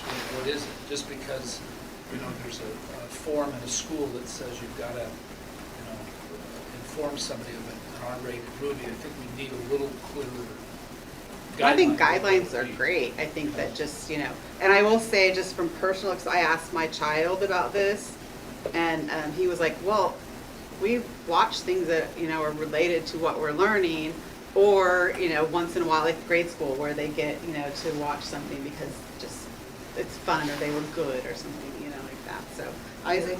I agree with what all of you are saying. We need to talk to the core of teachers a little more. Yeah, we're trusting in our staff to, we're hiring qualified teachers and we expect them to make, decisions and stuff, so it'd be good to have their input. But also, instead of making it a policy, could we form it more like an advisory, like this is what we'd like to see you, strive towards, so that way then, instead of just popping up a movie like that, we're going to say, well, let's see, is this really, educationally related? Just give them a reason to pause without actually putting it in policy. Maybe that would apply too. In other words, giving them a reason to say, I can't speak to that. I think that's all valid. I have over the years, and again, I'm not speaking of it, had a couple of experiences over the last few years where I've asked the principal, what did we just watch there? And how did that fit into that? And they didn't know the answer. And so to me, that was mostly a total trust issue, which is a good positive thing. But there should be some guidelines that respects both the autonomy of a professional educator, but also somehow supports that you need to show a whole video to give the maximum instructional benefit that you're trying to get from that. So there's a balance there. Well, I definitely And think we need the guidelines, and we could, a policy, but I say, can we get a motion to table this until we to get table. more information? Okay. You All got a approved? motion? Yep. Aye. Aye. Okay. Thank you. I know we were probably a little confusing there, but I think we'd just like to see Thank some you. more collaboration with, some of the staff. First read of policy 6700, nutrition, health, and physical education. Anyone have questions on the first read of this policy? And just for the new people, just first reads, it's basically anything, glaring stood out at you. Cameron? Marianne? Mike? No. Isaac? No. Dave? No. I need a recording that goes through that. I guess when I look at this though, this is great and everything, but who's initiated this? We have to update our policies every so often. So we're reviewing all the policies. So we run a regular cycle. We go through the 1,000 series, 2,000 series, 3,000 series. Okay. So that's one So of the we processes update. we do so that we don't get lost in the whole thing. Got The it. other thing that happens is there is, sometimes the law is recodified, or they've taken something out, or they've added it, that you might see something get in there that may be a little out of order because it's date bound. Okay. And So- WASDA will send out And updates. sometimes we'll put a policy before you that it has such little change in it, that it's really just a matter of just this minor shift. And so we just try to keep them up to date as we can. And then when you look at the bottom, if you go to the last page on this, you see classification. This was Yeah, essential. essential, okay. So we tend to make sure those are the ones that are really tied to law in some way. Okay. That's beneficial that Yeah. you pointed that out. Some of Thank them you. might just be informational, but doesn't mean that it's unimportant, it just means it's Right. information. You get all the revisions. So can I get a motion to approve first read of policy 6700, nutrition, health, and physical education? Gigi, before we approve, I'd like to note that my PDF copy of this has symbols. Yeah, there's symbols on district and a couple other things. Yeah, Oh, yeah. there's symbols in several places where Is it the font? No, No, it's it's- right at the end of district the word in the wording. district has an A with a hat above it and Here, Like a Dan. crescent zero moon. sign and Yeah, the same was stuff that we saw on called? yours, Dan. So And we'll get that cleaned up. I don't know why it's doing that, because we had, So approval of first read of policy 6700, nutrition, health, and physical education with the caveat that it will be cleaned up before second read. for this, yeah, please, yeah. Do I have a motion? I have a Motion to motion. approve. All in favor? Aye. Aye. Opposed? No. Okay. The other ones that are in here are policies that we will go over on 4/22/24. It just gives you a heads up as to what we will be going over. Superintendent's report, strategic plan. so I'm just gonna give you a really brief update. I've called some of the folks that I had contacts with. I've got a hold of one individual that can finish something in about 6 weeks' time. The challenge is what will that time be? And I think what he proposed to me is, you have about 24 people involved. Key staff would be association president or their representative for classified, certified, some teachers from each of the buildings, a couple of board members, or you can have all the board members if you want to post them as meetings. Was this, let me ask real quick, is this the guy that Marianne and I and you met Yeah, at the same luncheon? guy, Okay. same guy. I liked him. Do you remember him, Marianne? But the timeline of when he's available to do it could be problematic, is that he would propose starting in the middle of July, and we could be done by, say, the middle of August. How much? Didn't really get into that with him because I wanted to, but it's gonna be on the less expensive side than some of these others. Do you guys A have, couple of the ones I reached out to aren't doing it any longer. So we don't, there's commercial outfits, but I don't think we want to do that. They're really expensive. and Mike, so we discussed updating the strategic plan because we were hoping to wait until we got a full board, and now we do. And it wasn't something that we wanted to just kind of facilitate ourselves, so we were looking to get that. Did I miss something? No. We didn't do policies for 4/22/24, Those are- personnel leave. We don't do them. We don't, those are, I said that, those are ones we're gonna do at the next meeting. So those are the ones you get extra time to look at them before it's time to read them. Okay, now I changed my answer to yes. I do remember the guy at the meeting, at the conference regarding. I liked strategic him. plan. Yeah. I personally don't have a problem with doing it during the summer, but I don't know if anybody else does. Before I got too deep into it, I wanted to, at least run this part by you, and I can check with some staff and see. I'm certainly available to do that. Does anyone have problems with that? I just need to know the dates. Yeah, checking and seeing how much it would cost and checking with staff. Dave? Okay, can you do that? Yes. Okay, thank you. Is this Scott? This is Lake Chelan, right? Yeah, that's the one. Okay, anything else on strategic plan? I think we're good, right? Scott, and Scott, Andrea, sorry. those that are waiting for this athletic discussion, I apologize. Jared, I didn't know exactly when we go. I didn't think it would be 9 to 10. He has to be here anyway, so he's a chauffeur, so he has to be here anyway. I would be happy to stay with you if you like. So, Hi, Scott. Serena and I and Jared went and presented our appeal to the WIA in hopes that we would be added to the KingCo conference for the upcoming seasons. And it did not go our way. We were denied being placed there. Knowing that we had initially appealed to remain a 1A school back in January, the line that divides 2A and 1A is 450 students, and our enrollment, when you look at 9 through 11, the average starting back in January, is 466.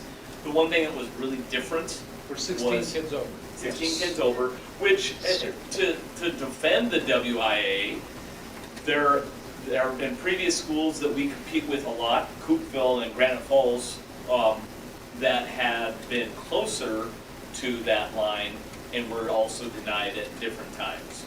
But the point of frustration that we had, and as I've shared this with others, the WIA's message as we were going through this process was that appeals, if people appealed to remain in a certain classification, that they would take a fairly liberal approach to that, and it didn't happen. So we were denied being 1A. The league that we have been in the last 4 years is a 1A only league. We do have schools that are in this league that are B-size schools, but opt up to 1A for a variety of benefits. So B schools have an enrollment that is less than 250. And the 1A top end is like 900. So when you take a look at the disparity between a B school and the largest 2As, it's quite different. There is a school that also is going to be 2A we've been competing with, Seattle Academy, that is growing exponentially and to the point where they might even be 3A soon. We're not that school. I think there is a major concern in Emerald Sound that if they opened up a multi-classification, it was not at the because they didn't want Sultan to be a part of the league, but they were looking at the other end when you had a school that could be approaching 900 kids that would be playing against some of the B-size schools that are still 1A. There was a lot of concern there. So the league, the Emerald Sound, has repeatedly said that's not for us. We're not going to change multi-classification. So we are not able to join KingCo, not able to remain in Emerald Sound. As the coaches, staff, and I, and administration, we've been talking about what are the other options. The only other league in District 2, which we are a part of, that has 2A schools is the Metro League, which has 4A, 3A, 2A schools that are in the Seattle area, and it just is non-league games, that would make sense. Being a part of that league doesn't necessarily make sense for us and our programs. So the next option would be returning to District 1, which we were in up until forming this league. And we'd have two league options that we could consider: going into Wesco, which geographically is close, but our programs would probably would not match up well competitively with those schools, especially Wesco is looking at doing some things different with their scheduling, making things more regional.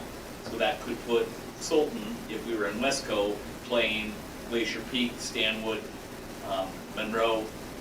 I'm not sure that our programs would survive that in the immediate, maybe long term. Or the other option would be to join the Northwest Conference, which is primarily Whatcom County. So, and we were denied KingCo because the schools that we would compete against most are on the south end of the 405, and the travel, there's a lot of travel concerns with where Sultan is geographically versus the rest of the schools. So we are in a position where the best option for Sultan is to move forward as an independent school. We wouldn't be in a league, which creates a little bit more work in which we have to build all of our schedule from scratch in order to put together our schedules. Part of that, when you have a league schedule, you might have X amount of games that the league kind of puts together a matrix, and then you look for non-league. So our task then is to fill them all. Reach out to some of the schools that we've played historically and reach out to others, especially if there's a hope that maybe some of the KingCo schools, if we're able to match up with them, we could show over time that we would be a good league member, and maybe in after a 2-year cycle, either one, our enrollment, if it doesn't go up, we could probably make a case to go back to being 1A. That could be a path of another appeal after 2 years. Or we could apply to join the KingCo again in 2 years after maybe building some relationships there as well. So that's pretty much where we are. Among the things that, when you have a league, there's usually a very clear, hey, if you finish here, this is what postseason might look like. We will have a postseason path. When the school is in a league, most of the independent programs that I've been familiar with are in a league, but they have chosen not to be in a league schedule for a season, usually to focus on rebuilding. Bellingham High School has done that. Cedar Crest High School did this past year in football. And when you do that, there are very tight expectations of what your team has to do in order to have a playoff opportunity, because you've taken a different path. We're in a situation where we wanted to be in a league and we don't have a league. So there will be opportunities for us to be able to go postseason that might look different than what Bellingham or Cedar Crest had to do when they had to go undefeated in order to have opportunities. We'll have a different path that will not be as restrictive and rigid, and I guess that's a better word, thanks Dan. But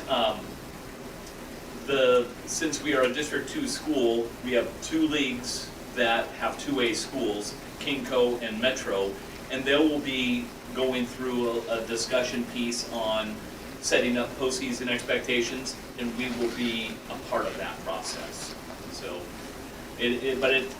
this decision just happened as far as our outcome on Sunday, so there is going to need to be some time for all of these to work out, because while this affects us at the 2A level, they have postseason agreements to work out with 4A schools, 3A schools, 1A schools, and all B schools as well. So we're not in this alone. It isn't everyone's main focus is Sultan right now, where it is very much our only focus right now.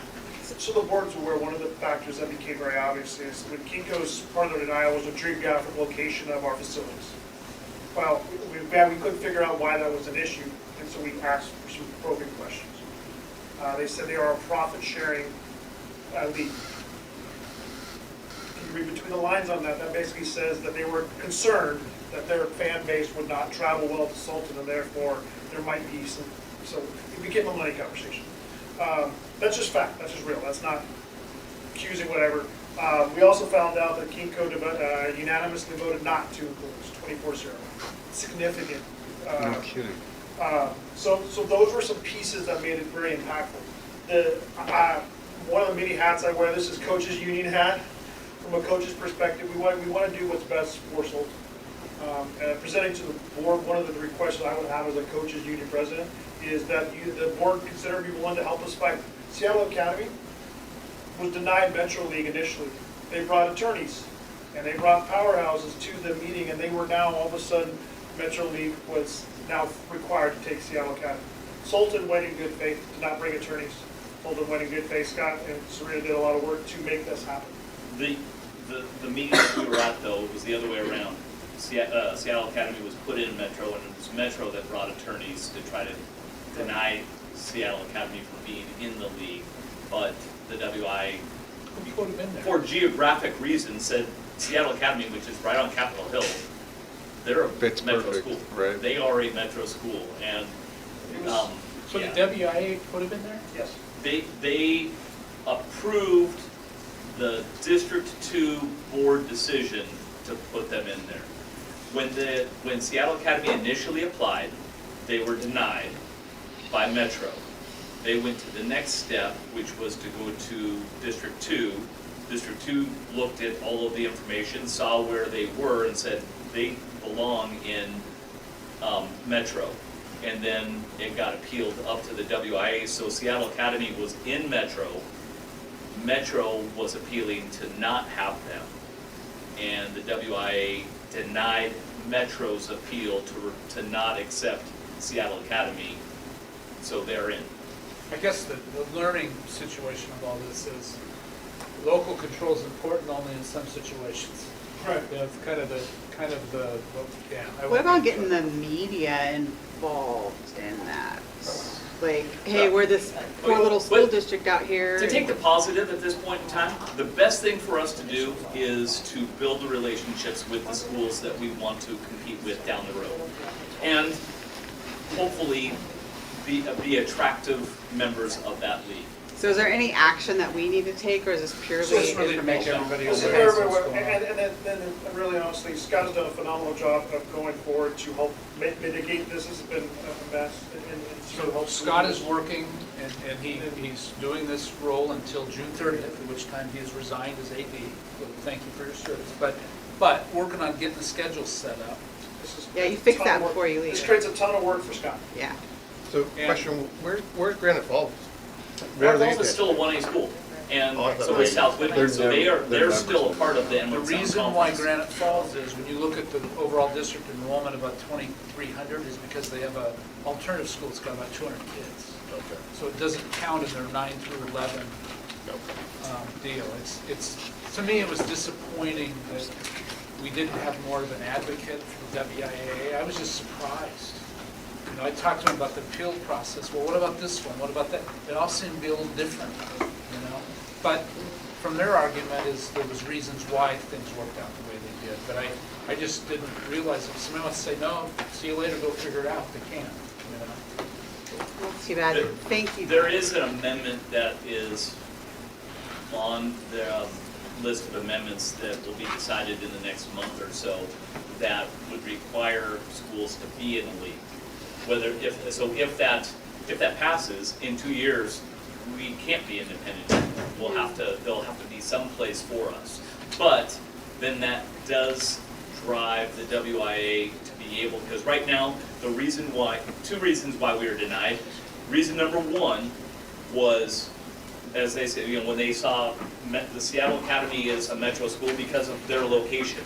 They see where we sit in the schools that we would be playing. They see the distance, so geographically it was not a no-brainer. And the rule that is in the WIA handbook right now says that schools have the authority to decide, to form leagues and decide who's going to be in those leagues. And in all of my interactions with Kinko, have been good and positive discussions, but the decisions are looking at the impact to transportation, the cost of driving to Sultan, the cost of late nights home from Sultan, getting out of class to get to Sultan. Those are the costs that those schools, and the schools that we were playing are constantly challenged with their budget. More so than maybe Lake Washington, North Shore, and Bellevue, which are closer to us, but those are the 3A, 4A schools, and we wouldn't be matching up with them very much. I think if we can, whatever you can make up as a positive for it, that we can share would be This great. gives us an opportunity to really kind of do that. It was a tougher pill to swallow because the KINCO allowed Cedar Crest in. So Cedar Crest is, so that was a tougher pill to swallow based on the distance and the cost and all that kind of. But this is a good opportunity for our kids in the fact that we can choose who we play. The challenge is indeed the postseason app. Cedar Crest voted us out too? No, Cedar Crest No, was. they didn't have a voice at that point in time. They'll get one the next time we go. Yes. So we can get a list of all these people that voted us out? Hey, well, we know it was unanimous. Our goal is to market ourselves and be good stewards whenever we are connecting with them. That shows that we are a school that would be a good partner. And we have been. They attend our volleyball tournaments, we play them in football. We've been, so they made decisions to play them non-league and they've had very positive experiences. So We'll build some more relationship. we're optimistic in that regard. I told Scott we should charge them more for the volleyball tournament. Thank you, I appreciate all your Thank hard you, guys. work. Thank you. I'm guessing no one has any comment. Okay. Dan, superintendent stuff? So I went through that. Okay, we're good. We already did it. Okay. I do need 5-minute executive session. Okay. And it's not pressing for tonight, but it's pressing. And so if people will allow me to. 5 minutes, you got it? Okay. All right, Make a can I motion get, to move to executive session and return in 10 minutes? Evaluation of employee. can I get a motion to, what she just said? Adjourn for 10 minutes. I made a motion 5 to minutes. Thank adjourn for 10 minutes. Adjourn And- for that long? Well, you said you needed 5, so if anyone needs to go to Oh, the I need bathroom. 5 in executive session. That's what- 5 minutes in executive session. So we could adjourn for 2 and then come back. Yeah, that sounds good. So I take a- don't need 10 minutes. or Right. 5. Okay. 2-minute break, 5 2-minute break. minutes, we're back to 7 minutes. All approved? Aye. And everybody, don't leave until you sign things.